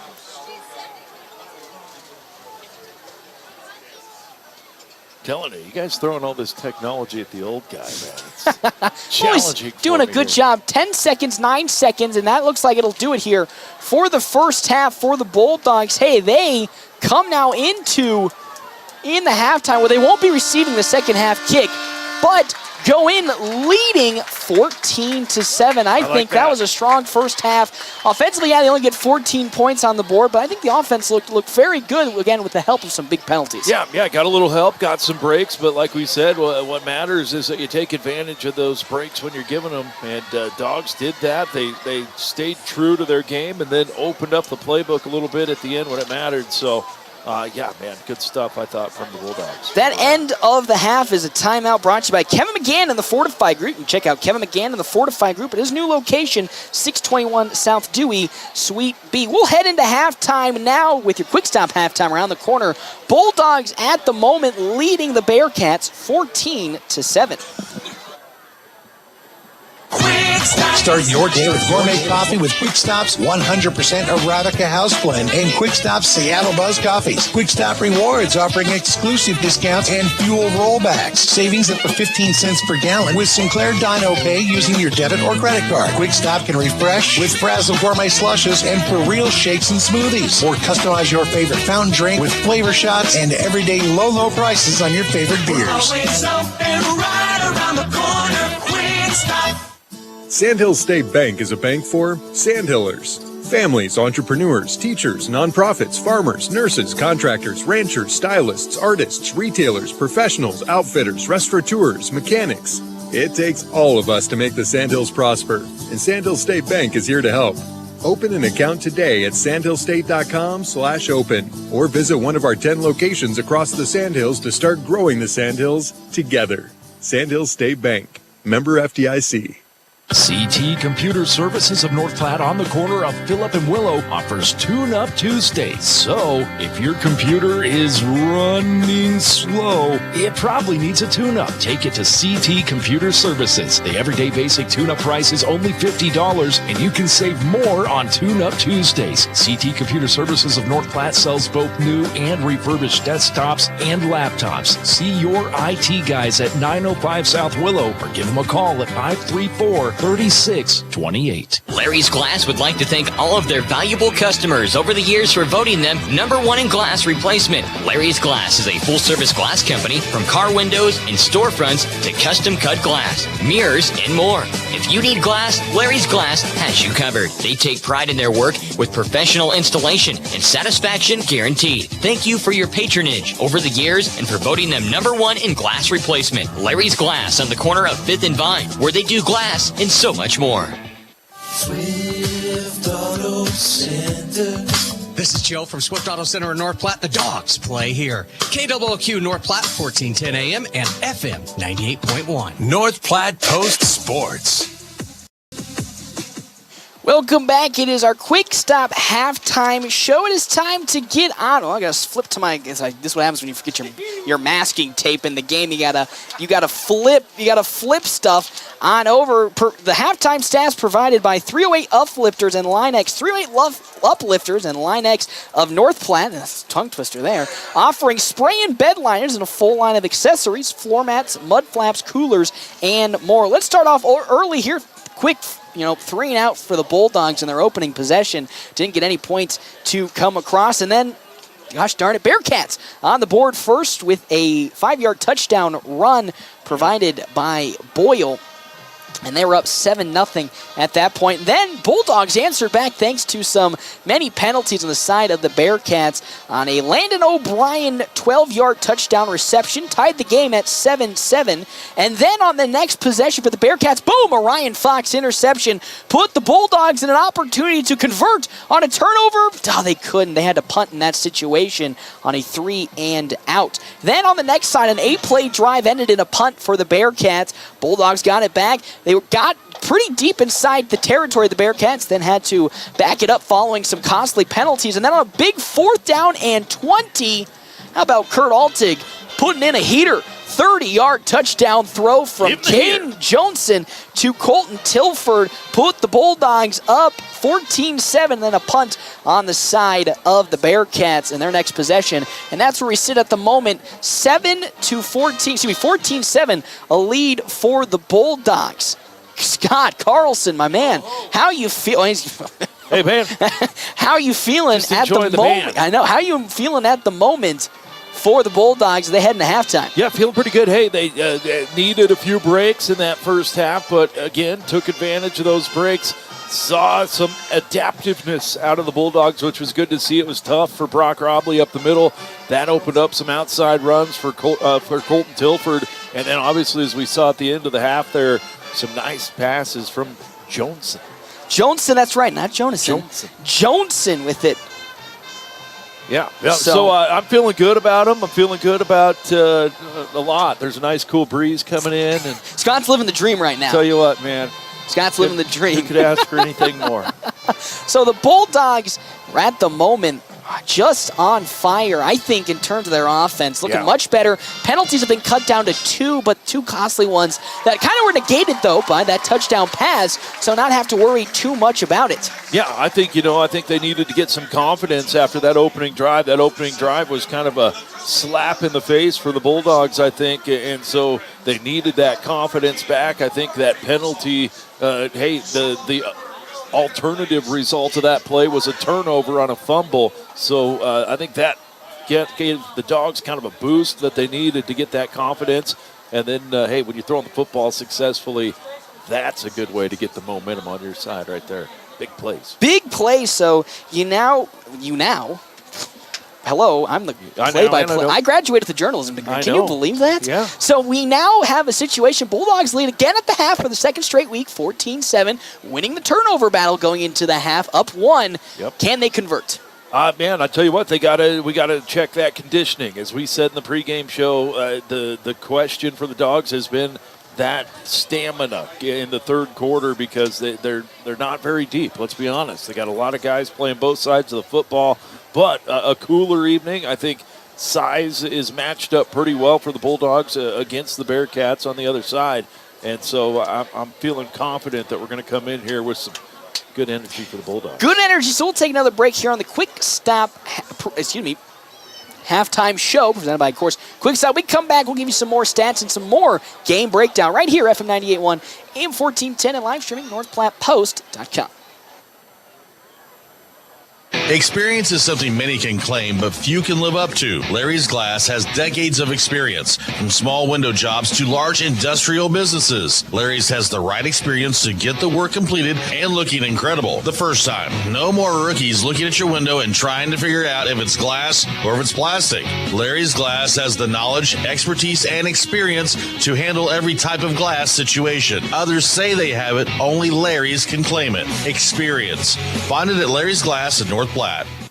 Maple Park Dental Associates has the best quality dental care and the friendliest staff with top-notch dentists in 3 locations. You can be sure to get your regular checkups and cleanings, plus any dental care anyone in your family needs, including fillings, crowns, bridges, root canals, wisdom tooth extractions, implants, dentures, partials, straightening, and whitening. They can even help with those facial fine lines and wrinkles. Love your smile with the help of Maple Park Dental Associates with offices in North Platte, Sutherland, and Broken Bow. It's not too late to dust off the golf clubs and head out to River's Edge Golf Club in North Platte. Summer may be coming to an end, but come out to River's Edge and you'll enjoy a course that features modern amenities with beautifully maintained lush greens and breathtaking views. After your golf game, swing into another round for some amazing food and drinks and Keno. Remember, they're open to the public. Good times, great food, drinks, and sports. Another Round Sports Bar at River's Edge Golf Course. Come have another round with them. Great Plains Health Orthopedics in North Platte is ready to serve you with board-certified orthopedic surgeons and a team of medical professionals who specialize in hip, knee, and shoulder joint replacements and revisions, minor to complex hand injuries, sports medicine for both the serious athlete and the weekend warrior, new and innovative operative and non-operative procedures, and work-related injuries. Same-week appointments are available. Call Great Plains Health Orthopedics today. Your health is our mission. Great Plains Health. North Platte Post Sports.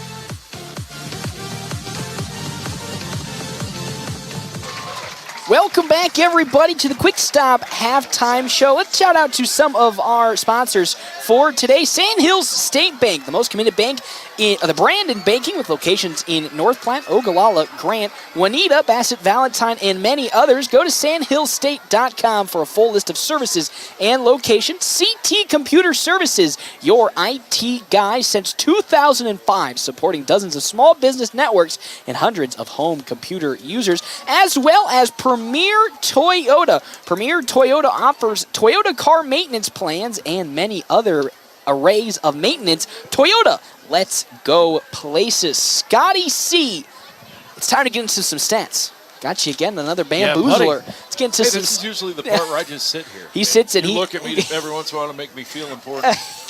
So let's get into our game stats provided by Clear Focus Eye Care. Clear Focus Eye Care, specializing in preventing eye care, dry eye treatment, and vision therapy. Schedule your appointment today. On the side of the Bulldogs, Colton Tilford leading the way, 67 yards, 19 yards from Caden Johnson, 16 from Robley. Hey, and second on the team in running, Hayden Brower with 24. How do you like the increase of Brower into it? I like having Brower more into this offense. I loved it. I tell you what, a couple great runs, a couple confident runs, especially since, as you said, kind of a surprise to see running confidently. I loved it. 24 yards from Brower. Hey, on the side of passing, it's been actually a real treat to see from Tilford. He's up to 56 passing yards on 4 of 6 completions for a touchdown as well. 30 yards from Colton Tilford, 12 from Landon O'Brien, 7 from Hayden Brower, and 7 from Caleb Kincaid. On the other side, on the Bearcats, in terms of their running, 30 yards from Sebastian Boyle, 34 from Braden Stoll, and then 17 from Jose Rodriguez. He's 2 for 2 in terms of passing for 30 yards and no touchdown. That pass was completed on over to his tight end, Colton Gribble. So we'll take another break. We can come back. We'll get to our closing statements and get you prepared for second half kickoff right here, FM 98.1, AM 1410, and live streaming NorthPlattePost.com. Thanks for listening to the Quick Stop Halftime Show. Second half action is next on FM 98.1.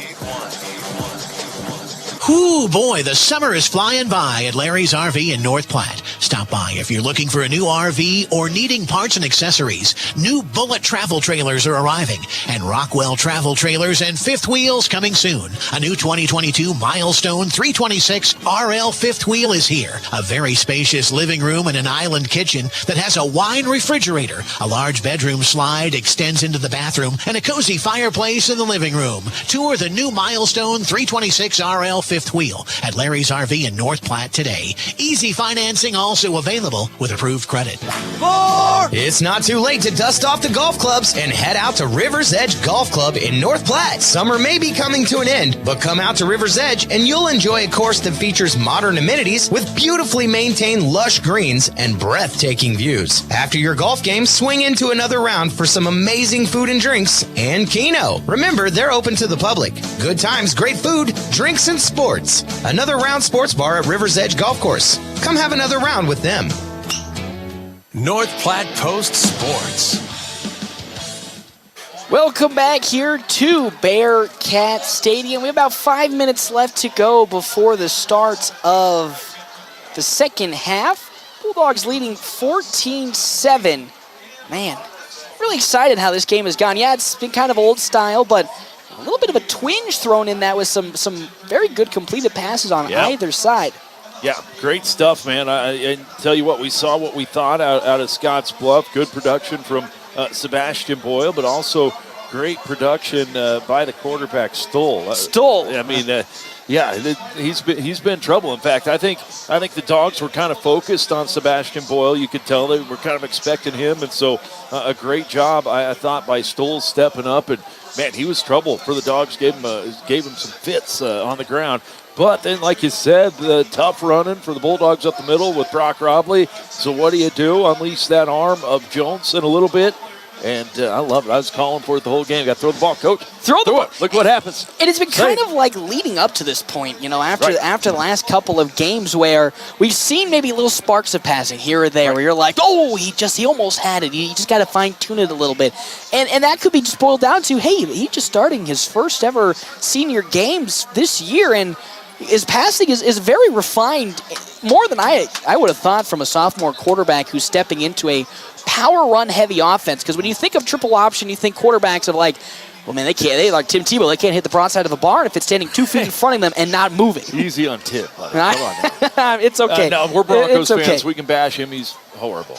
Good guy, I think, from what I hear. I don't think he's that horrible. Well, I don't think he's that horrible. He was a good college quarterback. He just wasn't. He's a bad NFL quarterback. Hey, you and my dad, you would have to argue with my dad because he thinks Tim Tebow is a great NFL quarterback. Does your dad do the Tebow? No, my dad's an interesting football analytical mind. Really? He thinks Tim Tebow is a good NFL quarterback? Yeah, he'll go to town on Tim Tebow being a good quarterback.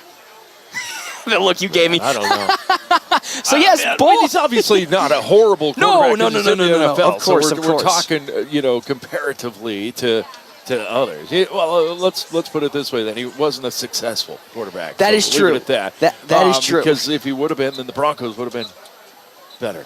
They got Peyton Manning the next year, so you can't really complain too much. On lease, I mean, 5 years. What do you mean on lease? That was a good chunk of his. That was a good chunk of his career. And a Super Bowl. Oh my God! Here we go. We're complaining about blah blah blah. It's for the Super Bowl. It's just a dinosaur out there, man. It was nerve-wracking. Took years. I mean, every time he got touched, I held my breath because if he would have got hurt, we were toast. 5 years. Yeah, I mean, got us to won us one. I'm grateful for it. I appreciate it, but I don't. I mean, he was borrowed. It's like when you rent a car while yours is in the shop. We've just never gotten our. So you're not a big fan of the Russell Wilson trade? Just never gotten our nice car back out of the shop. But hey, man, how about $256 million? Great deal, though. Great deal, though. Only 165 options, guaranteed. It's not fully guaranteed, so he's actually pretty good. But we'll have to stop that conversation, and we'll get to some more Bulldog. I did start it on that one. My bad. So I'll take a break. We'll take a break. A gator, too. It's all the way around. Horrible. When we come back, we'll give you the start of the second half right here, FM 98.1, AM 1410, and live streaming, NorthPlattePost.com. Planning a special event, whether it be a wedding, concert, sporting event, convention, or anything else, the DNN Event Center can handle it all. The DNN Event Center is the biggest event center in North Platte. This building is perfectly suited for anything from small gatherings to major events. Rent just one small room or book the entire facility. The choices are endless at the DNN Event Center, your home for exciting events, special moments, and precious memories. Call today to make your reservation at 534-0255. Your health is nothing to fool with. That's why when supplies are important, you should trust no one but the best. Great Plains Home Care Equipment features full home care outfits. All of the items you or your loved one will need for rehabilitation, including oxygen and respiratory equipment, whether it's for staying at home or for moving around. Great Plains Home Care Equipment, 600 East Francis Street, Suite 6 in North Platte. Your health is our mission. Great Plains Health. North Platte Post Sports. Platte Post Sports. Welcome back to Bearcat Stadium. Bulldogs leading 14-0. Well, 14-7. I don't know. I got too excited on this one. 14-7 heading into the second half. They won't receive the second half kickoff after they elected to receive in the first half. Scott Carlson defense really battened down the hatches in that run game as we closed out the half. How important and how exciting was that to see? Yeah, man, I'll tell you, it was great, and it looked like, boy, our defense really got handled early on in the first quarter by the Bearcats, but they really stepped up, I think, figured out what they needed to do, and a much, much better second half of the first half for the defensive line. It really, and it's the scariest part about that was there's two big injuries, and these weren't like twisted ankles. These were some big knee injuries that were kind of scary that we saw happen on the field. But you would think with those two linemen gone, maybe the line would kind of struggle a bit on the inside runs. No, they battened the hatches down. Yeah, they did. And tell you what, that means you had some guys that stepped up and are going to have to step up again here as we got another half of football to play. Another big half as here comes Borges to kick it off. Deep to return is going to be Jorge Rodriguez. He's not going to step in the end zone. He's going to run it out to the left side. He's now at the 20, slowly coming up and tackled from behind. Good tackle there. Latham Hutzman there for the tackle on the side of the Bulldogs. And now going to start at the 21-yard line for the Bearcats for their first offensive possession of the second half. As now Stoll gets into shotgun formation. Nice night, 82 degrees as we start the second half, Paxton. I'll take that. So here we go to a shotgun formation. In motion comes a man, Stoll. Going to hand it off to Boyle up the middle. Good upfield tackle. That was an absolute crusher. That's Caleb Kincaid stuffing Boyle. I would say at the line of it. Gave him 3 maybe. But, man, that was a good downhill run from Boyle. But Kincaid with the big stop, not allowing Boyle to cut it back again. Right. Yeah, great job by Kincaid. And again, the Dogs we saw early on in the first half getting high up, trying to tackle these guys. Much better job here getting low. So now shotgun formation again. 11:20 left to go here in the third quarter. Stoll steps back. He's going to keep it and run it off to the left side between the guards. Up the middle, he goes and is tackled. And we'll say he got 8, so that'll be enough for the first down from Braden Stoll. Moving the chains for the Bearcats. So now first down and 10 at their own 33. 11:04 left to go. So here we go. Shotgun formation. Boyle to the right side of Stoll as in motion comes a man. That one's going to be Klein, Trevor Klein. Boyle's going to get it off the left side. Patience up the middle. Shakes off one defender. And there's Brock Robley bringing him down. Really good. Again, it's kind of sketchy when you see them tackle high, but when you got the strength of Brock Robley to push Boyle back only for a gain of 2. Yeah, it was. Great strength by Brock. And, man, it looked like maybe Sebastian was going to bounce that outside, but Robley with great pursuit and holding true to his assignment, staying out there waiting in case he popped out. Perfect play. So now with 10:17 left to go, second down and 8 for the Bearcats. Boyle to the left of Stoll in motion again comes Klein. Stoll gets the snap, stepping back, looking to pass, still looking. Got pressure coming up from Kincaid, rolling to his right. Stoll down the sideline and out of bounds. He had a wide open receiver being Corbin Gribble right around the 35, 40-yard line in Bulldog territory, but Stoll threw that sucker way out of bounds. Man, and Stoll got a saving block from Michael Thrash as just at the last minute. I think it was Kincaid that was pursuing Stoll. And Thrash right at the last second laid a block, and what a block it was. Fortunately, I guess, for the Bulldogs, unfortunately for the Bearcats, incomplete pass. Third down and 8 on this opening drive on the side of the Bearcats. Here in the second half, Stoll stepping back to pass once again. It's going to be a check down screen. Up here comes the middle. That one's going to be Kyan Allen. Allen, though, is going to be close to the first down marker. They're going to might say, depending on the spot, he might be short. Wow, they're going to mark him. Wow, barely short, maybe a yard. Woo, man, oh man, another pass coming in from Stoll, and he's going to be a yard short, a pickup of 7 on that throw. Just a yard short. They're going to go for it here, most likely. Again, another big opportunity for the Bulldogs to get a stop here with 9:25 left to go here in the third quarter. So here they come. Back there. Stoll in the shotgun, Boyle to the left of him.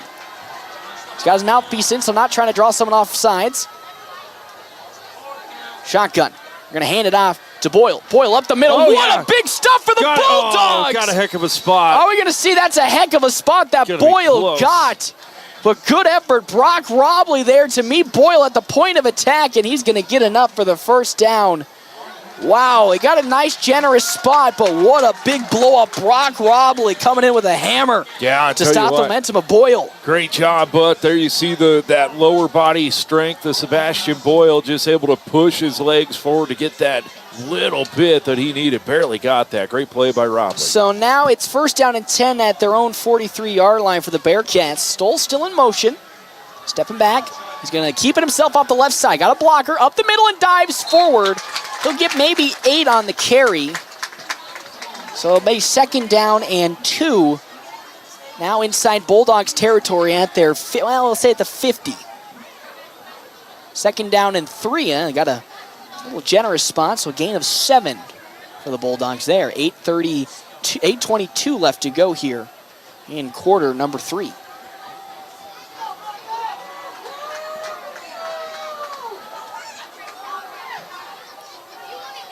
Stoll has Klein in motion, still in the shotgun. Gets the snap, hands it to Boyle off the left side. Sutter steps, up the middle he goes. Sutter steps once more, trying to get over a defender. Brought down on the play, number 32. That one's going to be Ryan Fox. Name getting called often, but Boyle will get enough for the 1st down, a gain of 8. For Sebastian Boyle. Like I said at the top of the broadcast, he's fun to watch. You saw a little jump, little hop, stutter steps that Sebastian Boyle, great footwork, but again, good job by Fox getting down low, and that takes that ability away. It's the patience of Boyle that's really getting to me. Just how patient he is waiting for the hole to open up. Even though it's not for big games, he's got that vision. As Klein in motion comes again, Stoll in the shotgun. Gets the snap, he's going to hand it to Rodriguez. Rodriguez around the left side. It's going to be brought down at around the 40-yard line. So we'll say a gain of 3, maybe 4 from Jose Rodriguez. Hey, thank you again to our sponsors here for today. Premier Toyota, just south of I-80 in North Platte, invites you to stop out and take a test drive. CT Computer Services. They not only sell computers, they offer you support and service to keep you up and running, as well as, I got to keep flipping the notes here. Oh, don't forget your Scotch tape, everybody. Sand Hill State Bank, the most committed brand in banking with locations in North Platte, Ogallala, Grant, Juanita, and more. Stoll in the shotgun, steps back. He's going to run off to the right side. Going to try to bounce it around the corner. Will do so, and there's a good open field tackle. Colton Tilford, recently committing to a college, the Jackrabbits, earlier this week. Gets a that's oh my God. That's a big one. I think that went with Tilford when he was standing over Boyle when he got that open field tackle. A little bit, yeah, that's what I was going to be thinking. And because of that, Bulldogs now a costly penalty after that big stop. Now having trouble. If you were tuning into the live stream and you saw it go down for a couple of seconds, it is all back up now. So thank you for that little patience. The internet's finally able to connect back in. But following that big penalty, it's 1st down and 10 at the 25-yard line of the Bulldogs. 3:37 left to go in this quarter. And if you're a fan of whole numbers, we're at 100 concurrent viewers right now. Scott Carlson over here, a fast, well, it dropped down to 94 now. Yeah, it was that little drop hurt Alpha Brain there, Joe. So Stoll in the shotgun now. He's going to hand it off to Boyle. Boyle going to get tackled from behind and spun down there on the stop. Jordan Yonkers here with it.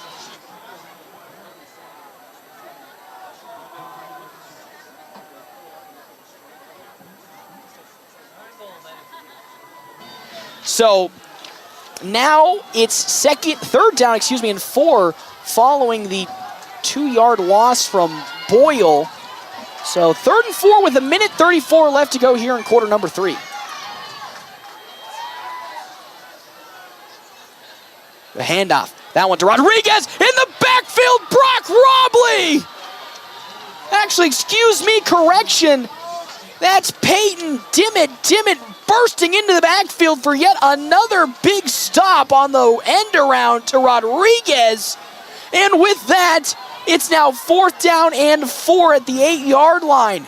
Another huge stop for this Bulldogs defense. Showed it last week in the red zone against the Islanders. Yep. And here again, looking to stop them. They're going forward are the Bearcats. 4th and 4.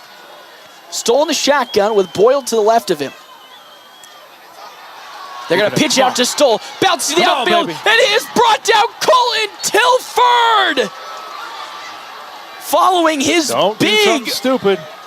big personal foul taunting that he had earlier in the drive, makes it up. A key fourth down stop. A big loss from Stoll. And you know what that spells for you Bulldogs fans? A that's not 3 out. Turnover on downs. I got too excited on myself. I get it. I need to go exit myself out of this arena. But a turnover on downs. Here at the 10-yard line now comes the Bulldogs.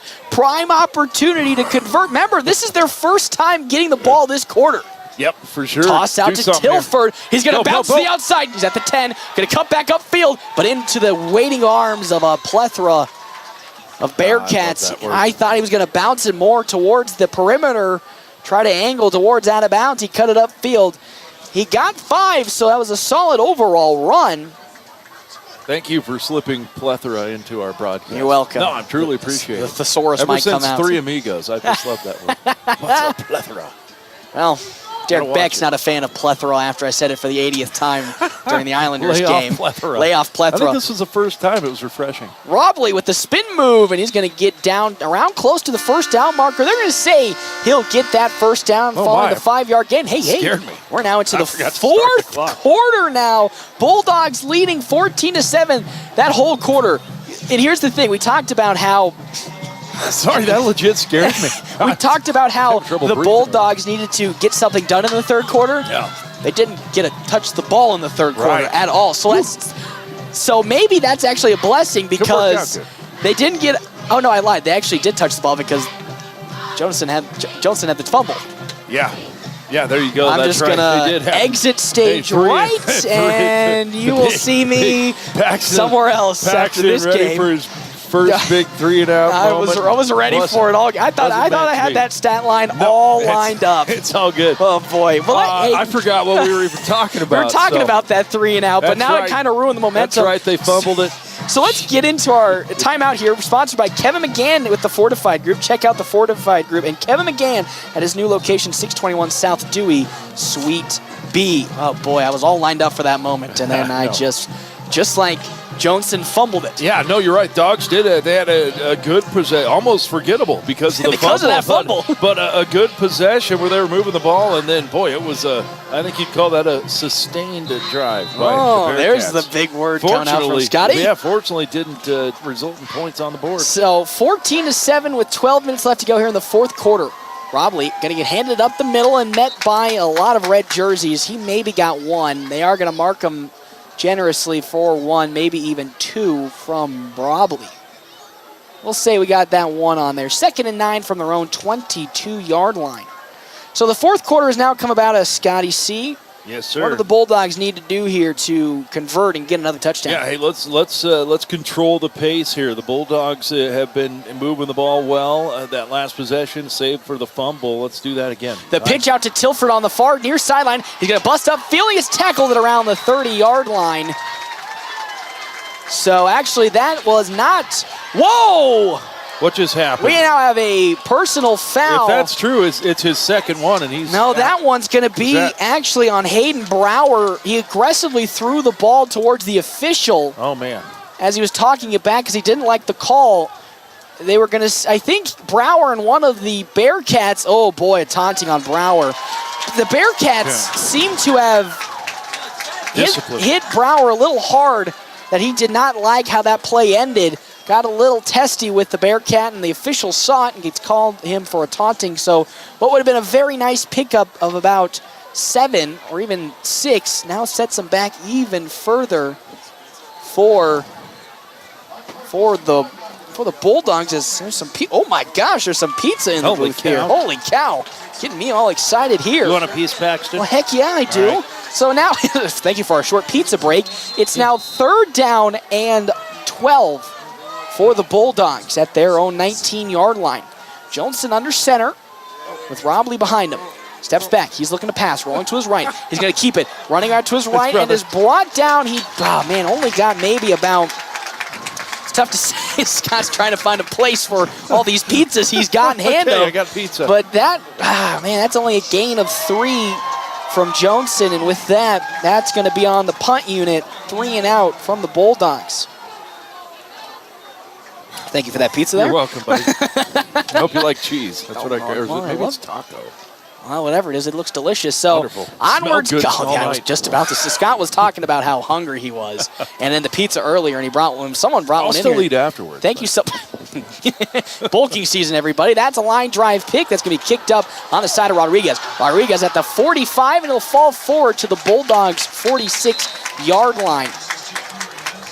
So with that, let's talk some more about our sponsors for today. River's Edge Golf Course, as well as another round. Good times, great food. Oh, I dropped my spot. Good rounds, good times, great food, drink. I did it again. Oh, my God. You just got to...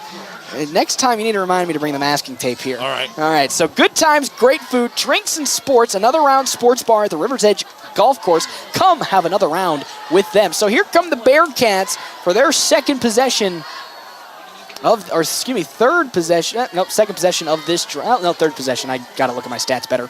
That one by Boyle on the right side. He's going to get forward to about the 40-yard line. So Boyle, with his first run, going to get solid 4. And now that's going to set up 2nd down and 6.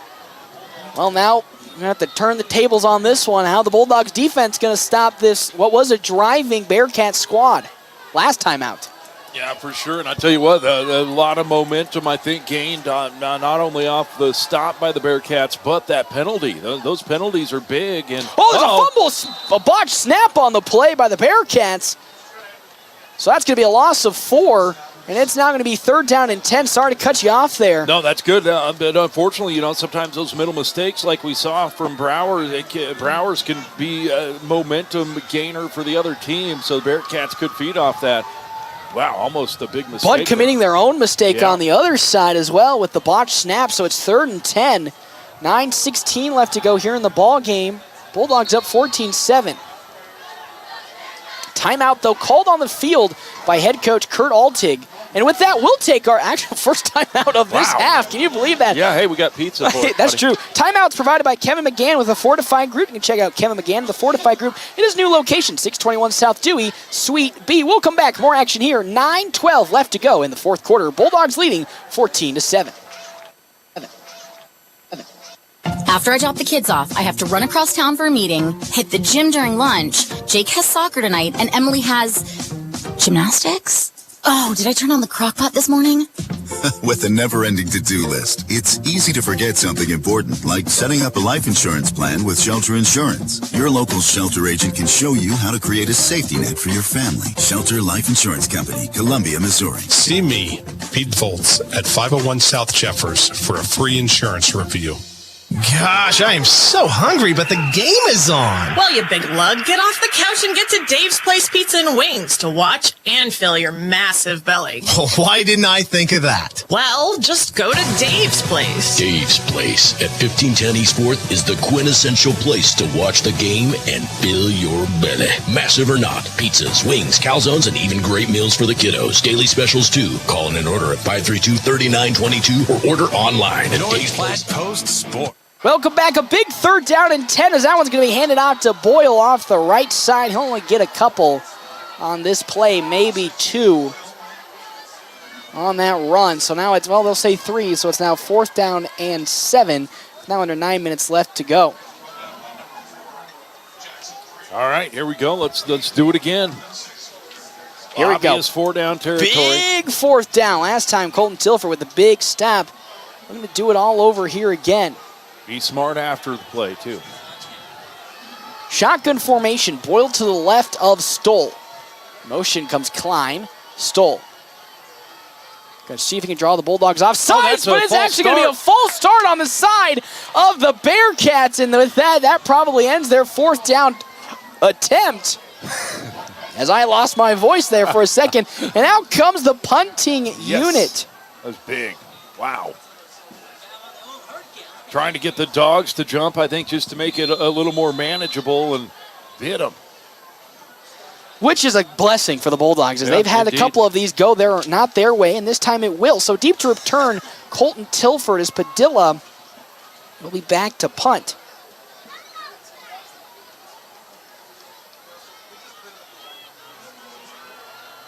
So here we go. Padilla looking to receive the punt. Gets it. Steps back. He'll punt it. It was going to bounce off of the back of his own Stay player. away from that. What are you It doing? topped off of a Bulldogs player. Are you kidding me? What a crazy sequence. No way it's going to go over to the Bearcats. Stay away. No way. No way. Oh, my God. What a crazy sequence of events. You got to stay away from the punt. No.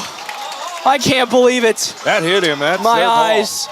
What did I just witness? You witnessed a big mistake. Padilla. Mental mistake. Wait, but here's the thing, though. Since it bounced off of a Bearcat, it should be dead. Okay, let's see what. Here we go. Discussion. So here's what happened. Padilla punted it into the back of his own player. So if it's touched by any Bearcat, the dead. play should be dead. But at the moment, it wasn't touched. Did it hit the Bulldog first? No, it did not. Well, it's a good discussion.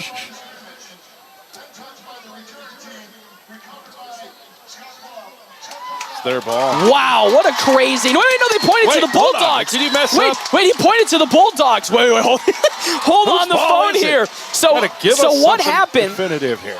What happened? Great explanation. It's their ball. First down. Okay, never mind. It is their ball. I can't believe what I've seen. It This should. is insane. It should be Bulldogs' ball because it was hit by a Scottsbluff player. But I think then once it hits a Bulldog, it's live. I mean, it would be the same as if a Bulldog picked it up and bobbled it or fumbled it. But it was still first touched by a Bearcat. So, again, it should be blown dead once it hits a Bearcat player. But right. I guess I don't know not. if they saw it hit that first I time. guess not. So here comes Stoll stepping back. He's looking for the deep no. ball. Has Rodriguez. Yes! That one is almost intercepted. Oh, my God. Jackson Creel, Freudian slip getting me for a second there. Jackson Creel almost with an interception. This game is going to drive me crazy here with what is happening as Creel almost picking it off to Rodriguez, the intended target. Oh, my. I was afraid. I didn't think he was going to get turned on that. I didn't think so. Oh, my heavens. So with 8:11 left to go here in the fourth quarter, second down and 10. Stoll steps back. He's going to keep it around to the right now. Cuts upfield. He's at the 40, gets around to the 35, maybe 36-yard line. So pickup of 4 at the minimum for Stoll.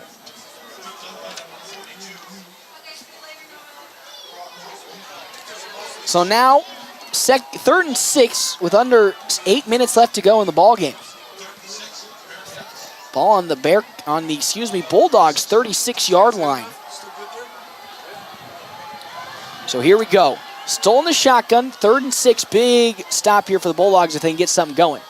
Stoll, and he's going to run with it off to the left side now. Cuts upfield in the open daylight. He breaks one tackle, 5, and he's in for the touchdown.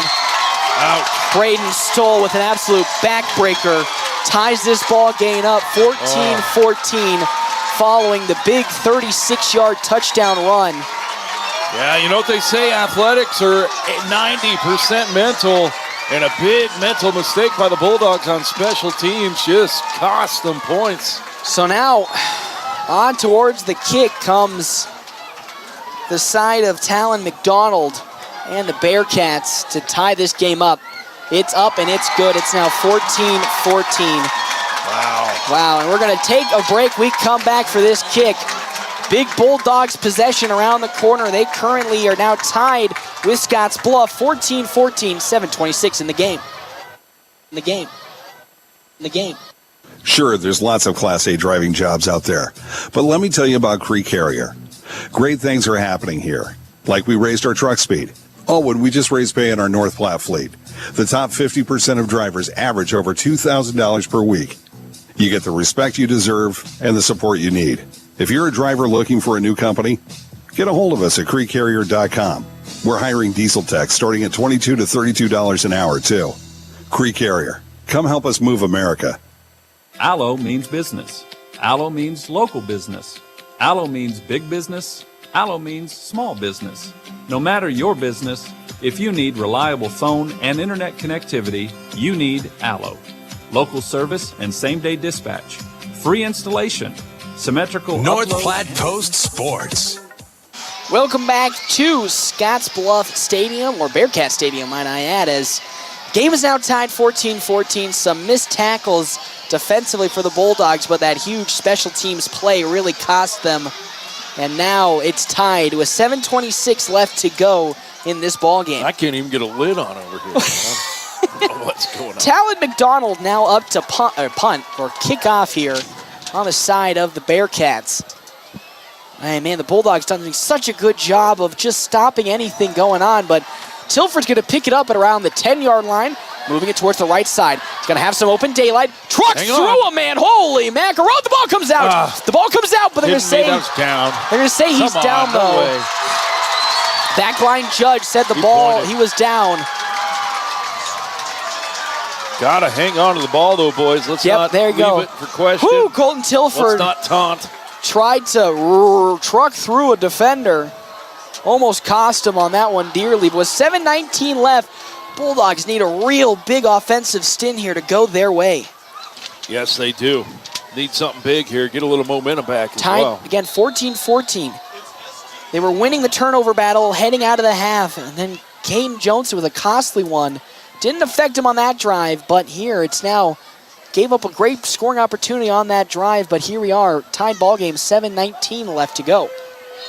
Johnson under center, Robley right behind him. Two wide receivers to the far side, Kincaid and O'Brien. Johnson has it, gonna pitch it out to the option, Tilford, cutting back upfield, now cutting back to the outside, stutter stepping, and he's gonna fall out of bounds after a really good pickup. I hate these jerseys, but I can't see. It's 30-something over there for the Bulldogs. I want to say it's 30. Oh, it's Hayden Brower. Thank you. Big block, 39 there by Hayden Brower as he got Colton about an extra 3 yards there. Beautiful job. So now after the good pickup from Colton Tilford for 7, it's 2nd down and 3. Bulldogs looking to waste as much clock as they can and get into field goal range for Borges. He has a strong leg. We know that. It's just about how accurate is he from distance. Right. So now Robley right behind Johnson. In motion comes Brower. The pitch out to Brower. Brower has some open daylight. He's trying to break through a tackle. Spin moves and falls to the 46-yard line of their own. Hey, how about Hayden Brower? He's only got this 3rd carry this game, but went from the 35 to the 46, a gain of 21. One thing's clear, though, the Bearcats are after that football. They're ripping and tearing at it. The Dogs coughed it up a few times, maybe 4 that they've coughed it up, gotten lucky and gotten it back a few times, but the Bearcats trying to take advantage of the fumbly fingers of the Bulldogs. So the Bulldogs at their own 46-yard line. 2 wide receivers to the near side, O'Brien and Kincaid. Robley behind Johnson. Johnson has a man in motion, going to hand it though off to Robley. Robley off the right side has some running room, keeping the legs turned, still going, and he'll get a strong pickup of 10 on the second chance effort. Brock Robley. There, finally, Brock needed that. I tell you, but again, had to earn it. He's not gotten any yards easy tonight from this Bearcat defense. No, he has not. Great job, though, from Brock Robley. I feel like the chains are backwards here. What's going on? Are we going to have an official's timeout for a measurement? I already wrote it down for 10. I think he's got it. Looks to me like he's there. The yard to gain is... Wow, they're going to really measure this? From even my angle, I think it looked like it's clear as day. But 5:52 left to go here in the 4th quarter. Bulldogs driving. Someone chiming in on our broadcast. Probably Carl. That's that Carl. Yeah, no, Carl. Carl, our big cheerleader down there, trying to hype the Bulldogs crowd, which is all the way on the other side of the field. Come on, let's get loud. Let's go. So they get enough for the 1st down, which we pretty much knew from the beginning. I'm not trying to say we do a better job than the lines judge out there. You can see where the stick is. And it was a good half of the ball. Sorry. I did measurements most of the time. So now with 5:50 left to go here in the ball game, Bulldogs are driving. Now inside Bearcats territory at the 44-yard line. Trying to just eat out as much of the clock as they can to set up a game-winning field goal or, hey, game-winning touchdown. Johnson under center. Going to get the snap. Going to hand it to Robley off the right side. He's got some daylight again and powers his way forward for a gain of 7, maybe even 8. Robley here in this second part of this game is really now starting to tear down this Bearcat defense. He got 6 on that run, but we're starting to see him gash a little more than his earlier runs. Yeah, they're getting tired too. They're trying to tackle Brock up high, and he's a strong kid. He doesn't keep to stop those legs, and he's making the the Bearcats pay for it with some extra yardage. So now there's under 5 minutes left to go here in the ball game. 4:56 now. Johnson has a man in motion. Going to hand it off to Robley again, up the middle, and he's spun down. Got it. Brock Robley looked like he might have gotten the first down. We're going to say, should be, was it third down now? Nope, but he got enough for the first down. There's a gain of 4 from Brock Robley. The chains on the 34-yard line now. You get to the 33, it's a first down. There you go, Ellie. Well, I won't say that. Well, here they are now with the first down. 4:34 left to go in the ball game. Hey, there's actually a new player instead of Colton Tilford. Brecken Torres is seeing some action. Robley off the right side. Going to be spun down after a good solid gain, maybe of 4. So Colton Tilford getting some rest, which we hope is getting some rest. That's why he's not in there. Brecken Torres seeing his first action of this year, really. But I can see why that they're not going to bring in Tilford, because they're just trying to shove it up the inside and just wear down as much clock as they can and get into field goal range. They're at the 32-yard line, 2nd and 8. Well, I would hope at some point that they do try to do an outside run so that the Bearcats will stop stuff in the box. We'll have to see. Johnson gonna have it fumbled out of his hands, it looks like. Or either that or he just stumbled forward. No, I think he went to pull it out of Robley's gut, and it bobbled once again. Well, now it's after the gain of 1, 3rd and 8, maybe even 3rd and 7. Well, they got 2. Luckily, he got 2, so it's 3rd and 6. I think Tilford is back in now, so probably expect to see him on this play. 3:11 left to go in the ballgame. 3rd and 6, a huge opportunity for the Bulldogs. Get a first down and continue this drive. Johnson under center. In motion comes Brower. They're going to pitch it to Brower. Why not give it to the young man towards the outside? Nice. He stiff arms a man. Does he get the first down? He's actually going to be well short. About a yard short. Oh, maybe a yard, maybe 2. Oh, man, he's going to be just inches. 1 yard left to go here. Come on. 5-yard pickup for Brower. Bulldogs really got to play this hurry-up offense so that they don't allow the Bearcats to get set. Big 4th and 1. Don't jump. Bearcats, though, coming in a 3-man front. So they're going to be outnumbered. Interesting decision. They're going to hand it out to Robley up the middle. He got enough for the first down, it looks like. What a strong run from Brock Robley, but a more confusing defensive play call. Only going 3 up front. Yeah, obviously some miscommunication there, or not enough time to get in position. I can't imagine they wanted a 3-man front on a 4th and 1 with a power back in the backfield. Unbelievable. So with that, it's 1st and 10 at the Bearcats 23. 2:13 left on the clock. We were talking about how the Bulldogs need to eke as much time out. Holy cow, they're doing it right now. Unbelievable.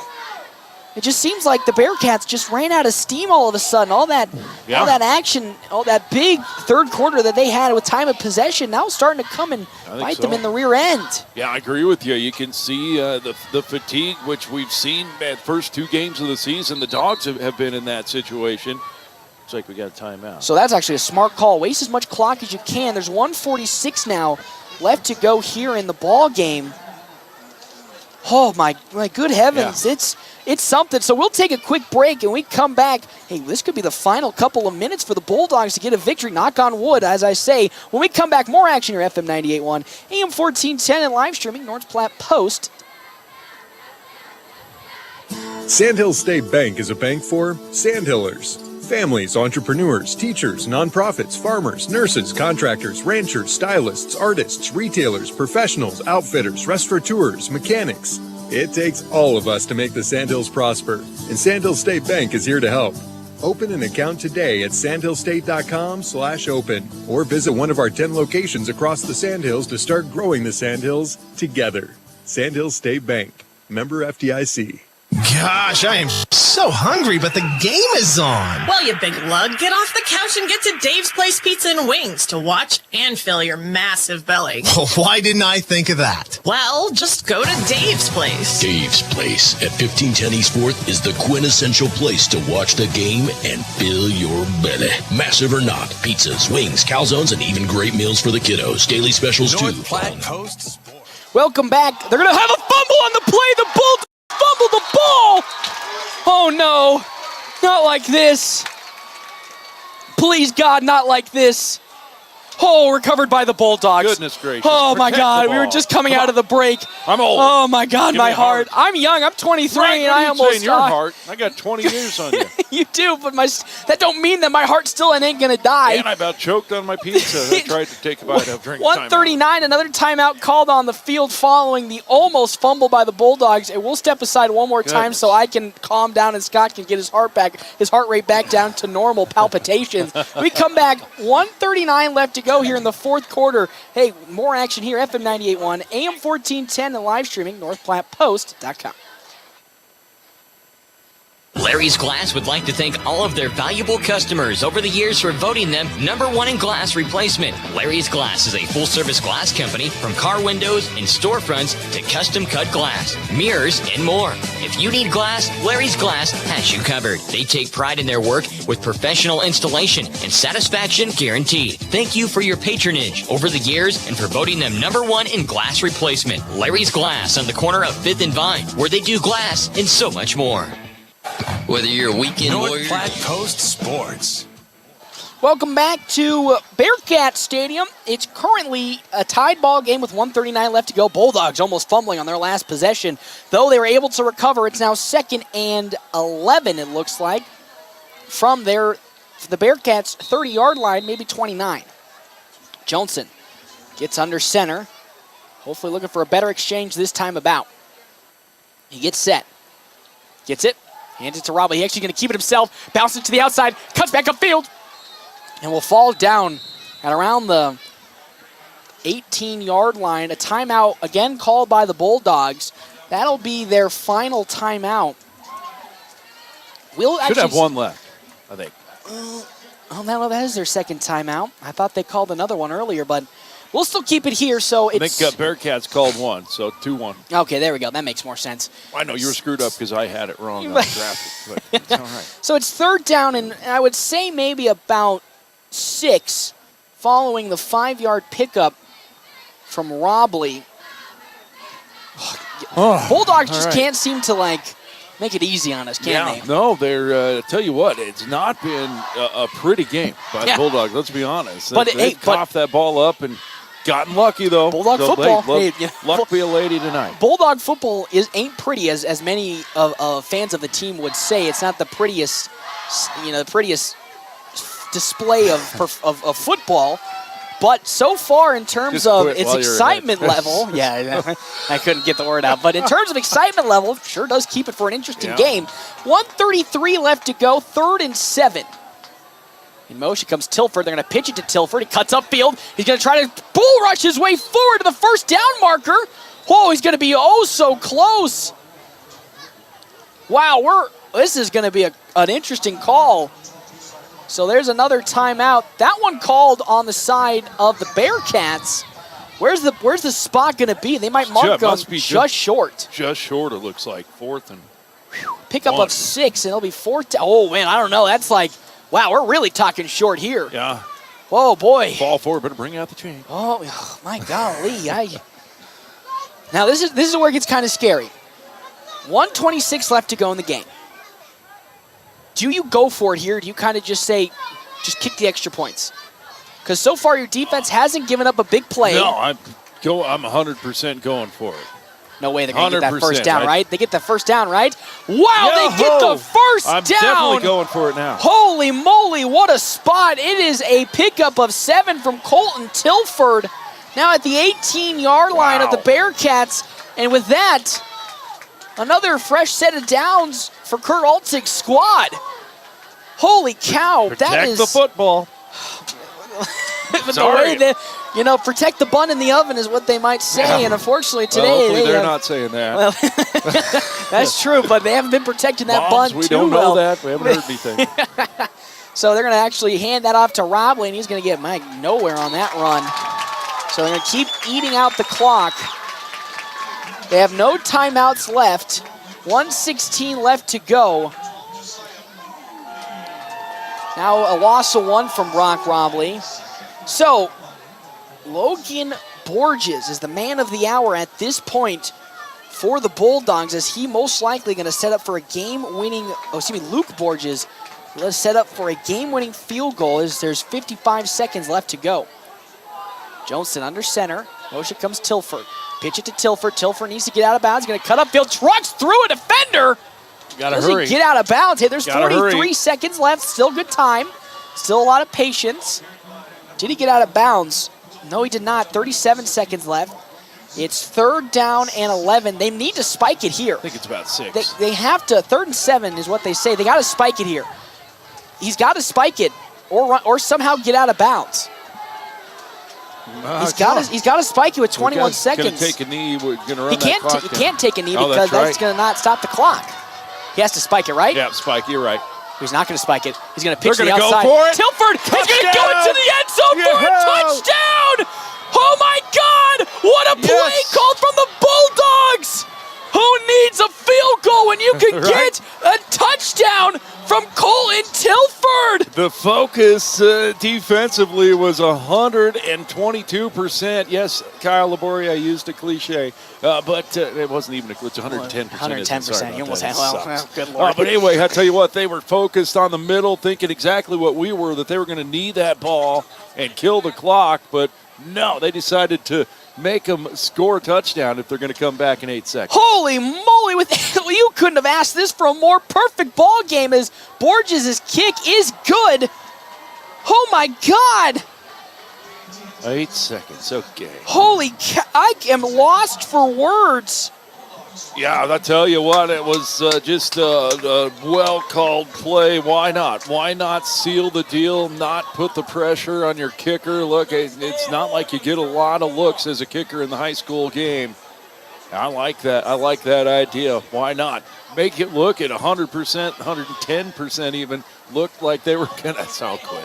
It looked like they were going to kneel the ball, and I don't think Scottsbluff was even ready to play defense. That's the second time today that the Bulldogs have made, I wouldn't say a baffling move, but a play that makes you go, what? That's what they decided? Of course, the 30-yard touchdown throw from Caden Johnson to Tilford on 4th and 20. And then this 8-yard touchdown run when it all seems like they were going to spike the ball for the game-winning field goal. Got to play special teams now. 8 seconds left. They lead 21-14. Bearcats have some speed. After starting off on their own 29-yard line, 71-yard drive. Again, you got to watch out for Jose Rodriguez, the speed threat. Do you squib it here? No, Eat I some don't think clock so. off? I don't think so. I mean, you got Borges has a good foot. He can put it deep. You've played good special teams ball so far.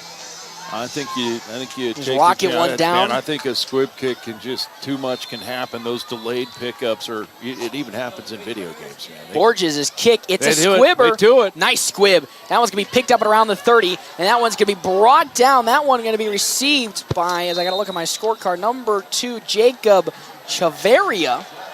Now with 5 seconds left to go here, it has to be a Hail Mary, right? Yeah. You have to put defenders deep. You got to palm it. Just got to play smart. Just got to keep them in front of you. Tilford's going way back. He's almost at the 40-yard line for the Bulldogs. Stoll, does have a strong arm. Accuracy deep. We haven't really seen much of it, but with 5 seconds left, here we go. Timeout is, though, called on the field. So with that timeout, which is provided by Kevin McGann with the Fortify Group, check out Kevin McGann and the Fortify Group at his new location, 621 South Dewey, Suite B. We'll get in. Hey, thank you to Allo Communications for sponsoring today's video stream. Go to allofiber.com. to learn all the latest on all of their fiber services. Also, thank you today to Premier Toyota just south of I-80 in North Platte. They invite you to stop out and take a test drive of all their new Toyotas on the lot, as well as CT Computer Services, your IT guy since 2005. Your one-stop shop, CT Computer Services in North Platte sells supports and service for your computers. 5 seconds left in this game. Bulldogs on the literal cusp. Come on, don't cusp of a victory, 21-14. Don't like it. I put on my lucky socks today. Get ready. Which were washed, so they don't smell bad, so don't get too afraid. I was going to say it's 4 wide receiver set. This is the first 4 wide receiver set we've seen all day from the Bearcats. Stoll is in the shotgun. He doesn't have his mouthpiece in. Could they be looking to draw the Bulldogs offside? Oh, never mind. He's going to step back and look the throw. Good pressure from Kincaid. It's going to be picked up, though. We're going to play some Houdini. There's Boyle. He doesn't get brought down, but he's tackled out of bounds. The Bulldogs have gotten their first victory on the season. And it couldn't have come in more exciting fashion as the Bulldogs take down the undefeated Scottsbluff Bearcats. They're 1-0, by the way, so now they're 1-1. But get their first victory on the year. Scott, they're 1-2. What a game. What play calling on the offensive side for the Bulldogs. Yeah, man, I tell you, brave, because if it went wrong, you're looking at a tied ball game, probably going to overtime. And my opinion is that you never want to go into overtime when you're on the road because hostile environments. A little extra oomph that goes with that for the home team. But great play called by Coach Altig. And, hey, the coach can call plays all day long. They got to be executed by the players, and they executed it perfectly. Scottsbluff just caught completely off guard. They were, and with those 2 big plays, the Bulldogs were able to execute those to perfection, and they then secured the victory 21-14. Hey, we'll step away. We come back. It's time for our quick stop post-game show right here, FM 98.1, AM 1410, and live streaming on NorthPlattePost.com.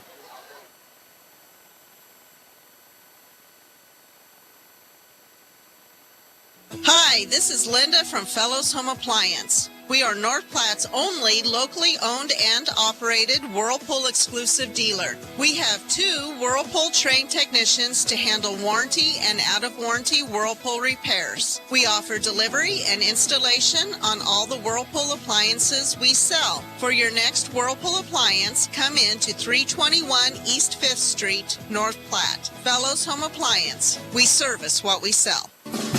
Not sure where to find your students' grades?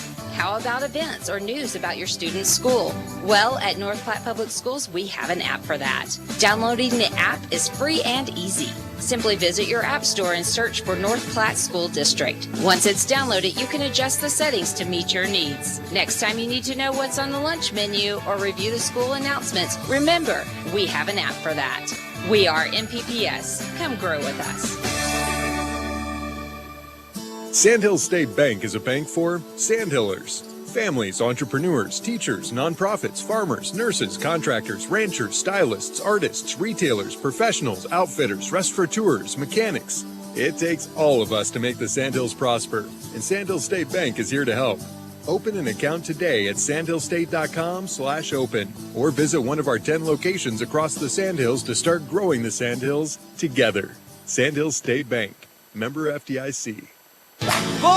It's not too late to dust off the golf clubs and head out to River's Edge Golf Club in North Platte. Summer may be coming to an end, but come out to River's Edge and you'll enjoy a course that features modern amenities with beautifully maintained lush greens and breathtaking views. After your golf game, swing into another round for some amazing food and drinks and Keno. Remember, they're open to the public. Good times, great food, drinks, and sports. Another round sports bar at River's Edge Golf Course. Come have another round with them. Swift Auto Center. You're listening to Bulldog Athletics with Swift Auto Center of North Platte on KWOQ North Platte, 1410 AM and FM 98.1. It's the Quick Stop post-game wrap-up. Quick Stop never closes, with 24 locations open 24 hours a day. Are you in the market for a new or pre-owned car, truck, or SUV? Look no further than Bill Summers Ford, Honda, Nissan, Lincoln for your next. Welcome back here to Bearcat Stadium. Bulldogs get the big victory, 21-14. It all started in the first half. Bulldogs elected to receive the opening kickoff. 3-and-out on their first possession. They punted. So what do the Bearcats do? They drive it on an 8-play, 80-yard drive to run it in 5 yards from Sebastian Boyle to go up 7. Hey, but how about the Bulldogs answering back, not on a running touchdown, but on a passing touchdown. Landon O'Brien, 12-yard touchdown catch, tied the game up 7-7 on that 74-yard drive that lasted 7 plays. Then how about Logan Fox? Nope, Ryan Fox. I'm so sorry to Mr. Fox out there. Don't hurt me when I come back to North Platte. But Ryan Fox, for his second straight week, an interception. Was able to get that sucker. Hey, put the Bulldogs in good position. Scott, don't make me giggle right now. And then, you know what the Bulldogs did with that turnover? They punted. Unfortunately, punted. And then, hey, guess what, though? Bearcats had to punt, too. And then, as we were almost going into halftime, Bulldogs were tied 7-7. They had a 4th and 20. Most likely we're gonna kick a punt. Caden Johnson with the beautiful 30-yard touchdown pass to Colton Tilford with the extra point good, put the Bulldogs up 14-7. Then coming into it, the punt on the side of the Bearcats going into halftime. It was Bulldogs up 14-7. Then to start, the second half, punt on the side of the Bearcats. Good start for the Bulldogs. Oh, they turned it over on downs on their next possession. Then there was a fumble by Caden Johnson as he was driving down the field. That one stopping all the momentum from the Bulldogs. And then you know what happened? A turnover on downs deep in the red zone for the Bearcats. Bulldogs pick it up at their own 22-yard line. They had to punt with it. And you know what happened on that very next possession? 36-yard Braden Stoll touchdown run. Tied this ball game up. Though there was plenty of time left on the clock, over 7 minutes left to go. We thought, oh man, that's still a lot of time. Can they waste it out? Bulldogs were able to waste it out and then some. With 8 seconds left to go on a 3rd down, which we thought they were just going to spike it to stop the clock to set up a game-winning field goal. 8-yard jet sweep from Colton Tilford to get the game-winning touchdown. So the Bulldogs pick up their first victory on the year here against the Bearcats, 21-14. Those were our post-game stats provided by 308 Uplifters and Line X, offering spray and bed liners and a full line of accessories, floor mats, mud flaps, coolers, and more. Check out 308 Uplifters and Line X. Scott Carlson, what an exciting way for this game to end. Yeah, man, I tell you what, a great way for it to end. I was glad it didn't end on a field goal because I might have Scott, not a believer in the game. No, hey, I have a confidence in Borges, but man, if you can keep that kind of pressure off of a kid who, hasn't had an attempt, I don't think this year, has he, at a field goal? No attempted field goal. A lot of extra points, obviously, but and to put that kind of pressure on him, man, if you can avoid it, do it. And that's what Coach Altig and the Bulldogs did. Bulldogs picking up the victory in this one, 21-14. Though another storyline which we'll talk about with probably Coach. Injuries all along that defensive line. 2 went down with apparent knee injuries. I think one with an ankle injury, one was in a boot, so maybe an ankle sprain, but another one with a knee injury. So pretty tough. And another one that we didn't even see off the field also had an injury. Yeah, I don't know what happened there. We don't know what happened there. We think, if we were remembering what the number, we think it was Doug Tittman who was the Bulldog wrapped up in ice around the knee. Don't have confirmation. I'll get that from Coach Altig as he's strutting his way up to the press box. Hey, we'll step away and take a break. We come back. Head coach Kurt Altig will be here with us for Coach's interview.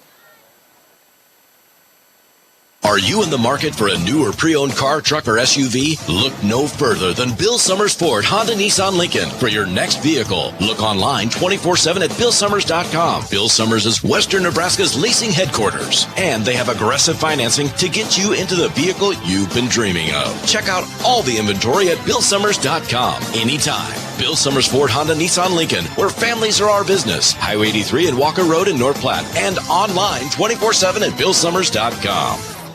Planning a special event, whether it be a wedding, concert, sporting event, convention, or anything else, the DNN Event Center can handle it all. The DNN Event Center is the biggest event center in North Platte. This building is perfectly suited for anything from small gatherings to major events. Rent just one small room or book the entire facility. The choices are endless at the DNN Event Center, your home for exciting events, special moments, and precious memories. Call today to make your reservation at 534-0255. Ooh, boy, the summer is flying by at Larry's RV in North Platte. Stop by if you're looking for a new RV or needing parts and accessories. New Bullet travel trailers are arriving, and Rockwell travel trailers and fifth wheels coming soon. A new 2022 Milestone 326 RL fifth wheel is here. A very spacious living room and an island kitchen that has a wine refrigerator. A large bedroom slide extends into the bathroom and a cozy fireplace in the living room. Tour the new Milestone 326 RL fifth wheel at Larry's RV in North Platte today. Easy financing also available with approved credit. Growing up, my parents always encouraged me to do what's right, even if it wasn't easy. I'd always hear my mother's voice say, "Do the right thing." That stuck with me. Every day, just do the right thing. That's it. The rest takes care of itself. At Shelter Insurance, we believe in doing the right thing for our customers and our communities. Find me, Brent Rogo, at 502 East Francis. North Platte Post Sports. Welcome back, everybody. Here it is time for our post-game interview, provided, of course, by Willow Creek Embroidery. New location, new owner. Check Robert and the crew at 1620 East 4th Street, Suite 120, right by Gary's. I'm joined today with his first victory here as Bulldogs head coach Kurt Altig. Coach, it was a grind fest. You know, you were talking about how it went back a couple decades, but you put a little bit of some spicy sprinkles in there in certain parts of this game to make it come out on top. First victory, Coach, how are you feeling? You know, it's always good to win. I wish we would have maybe not had as many mental lapses and taken care of the football a little better. But, hey, anytime you win a game, you know, it's tough to win a football game. So anytime you win a football game, you know, you feel good about it. But, you know, we're back to getting after it and forgetting about that win on Monday. Yes, sir. Hey, the real talking point, I think, of this game started towards the end of the second quarter. It was a very long 4th and 20, looking like it was going to be a punting situation. 30-yard touchdown throw to Colton Tilford. What was going through your mind in making that play? You know, we looked at our field position. I think we're on like the 31-yard line. And if we punted and it went into the end zone, we're gaining 11 yards. So I thought, you know, we can come out. You know, my offensive coaching staff's fantastic. I said, hey, you know what? Go get the first down, do something. Because, I mean, if anything, we're only losing 10 or 11 yards, and our defense at that time had been playing pretty well. So we went after it, and it worked really well for us. It worked out really well. And the same thing happened towards the end of the game. Me and Scott Carlson, my co-host here, were talking about lining up for a game-winning field goal, 8 seconds left on the clock. We're like, it's just going to be a spike play. You tricked not only us, but the whole stadium as you went for a pitch play again to Colton Tilford, who waltzes in pretty easily. Was the same thing kind of on your mind, that maybe you just wanted to go from the actual literal nail in the coffin instead of giving them an opportunity? Yeah, you know, we have some sophomore snapper and a sophomore kicker, so we were going to try and get them in the best position. And you know, the play call we had, we knew we were getting our lightning guy on the edge, and if anything, he could step out and we could we could kick a field goal, and we still had a timeout in our pocket if we really needed it. Mm-hmm. But luckily, we ran that option, and there was not a soul on that side of the field. And so, as soon as he caught it, I knew we had scored. So going into the big bye week, get that week break. Instead of going into a loss, how big is it going into a victory? I know you said you kind of want to forget about it and get back to the grindstone, but going into this bye with a victory instead of a loss, how you feel about it for the team? You know, you always want to win every game, and you know, winning is contagious, and so is losing. Mm-hmm. So you know, a big win carries some momentum to us, and then you know, next week we get a chance to go after it and heal up a little bit, and then carry that momentum into our next games. And you know, our boys are feeling pretty good because the Omaha World Herald or someone came out and said we were going to lose our first 6 games. So we've been battling. We got our first win, and now you know what? now the sky's the limit. We'll just keep getting after it. Sky is the limit. I want to talk before we let you go there about those injuries. Had 2 go down on the defensive line and offensive line. Kind of give us an update of early prognosis with them. You know, we had our guy Tom look at him on the sidelines. Obviously, we won't know anything more until over the weekend. But they were in some significant pain, so we held them out for the rest of the game. And they didn't see him rest of the game. So, again, hopefully all hopes up for those prognoses on over the weekend. But, Coach, congratulations on getting your first win as head coach of the Bulldogs. That was, of course, our Willow Creek Embroidery post-game interview. New location and new owners. Check out Robert and the crew at 1620 East 4th Street, Suite 120, right by the Garys. Coach, again, thank you so much. Hey, I'll see you for our next coach's interview next week. All right. Thank you very much, guys. Drive safe. We all try to prepare for life's what-ifs, but what happens if those uncertainties become a reality? I'm Stephen Rhodes, and as your local farmers insurance agent, I'm here for you. I can help you determine the coverage that fits your needs. When you have questions about insurance, turn to me, Stephen Rhodes, with Farmers Insurance. I'm proud to sponsor tonight's game. Go Bulldogs! Find me, Stephen Rhodes, at 102 North Dewey. We are farmers. Bum, ba-dum, bum, bum, bum, bum. Your health is nothing to fool with. That's why when supplies are important, you should trust no one but the best. Great Plains Home Care Equipment features full home care outfits. All of the items you or your loved one will need for rehabilitation, including oxygen and respiratory equipment, whether it's for staying at home or for moving around. Great Plains Home Care Equipment, 600 East Francis Street, Suite 6 in North Platte. Your health is our mission. Great Plains Health. Great Plains Health Orthopedics in North Platte is ready to serve you with board-certified orthopedic surgeons and a team of medical professionals who specialize in hip, knee, and shoulder joint replacements and revisions, minor to complex hand injuries, sports medicine for both the serious athlete and the weekend warrior, new and innovative operative and non-operative procedures, and work-related injuries. Same-week appointments are available. Call Great Plains Health Orthopedics today. Your health is our mission. Great Plains Health. North Platte Post Sports. Welcome back to Bearcat Field as the Bulldogs pick up the 21-14 victory. Let's thank to our big sponsors one more time before we go. Another round in Rivers Edge Golf Course, Dave's Place Pizzas and Wings, Sand Hills State Bank, CT Computer Services, and Premier Toyota. And big shout out to Allo Communication for sponsoring today's video stream. That'll do it for football, at least for next week, as they get the week off on following the bye. We'll see you then the next following Friday at home. I'm trying to remember who we were playing up against. I'm so sorry for having that not pulled up at the moment. I believe it's an Omaha team. Something along those lines. Scott's supposed to be my statistics guy. That helps me here, but just kidding. He's doing a great job. Oh, he's breaking up here, everybody.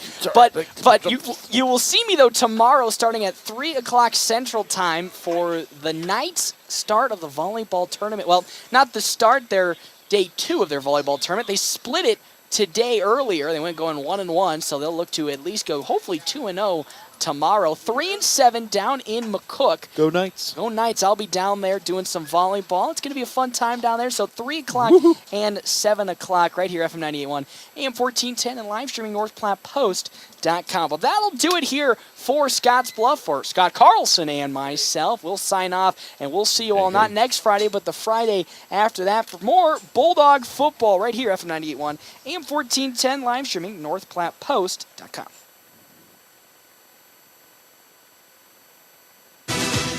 You've been listening to the Dogs on FM 98.1 and 1410 AM with live streaming video.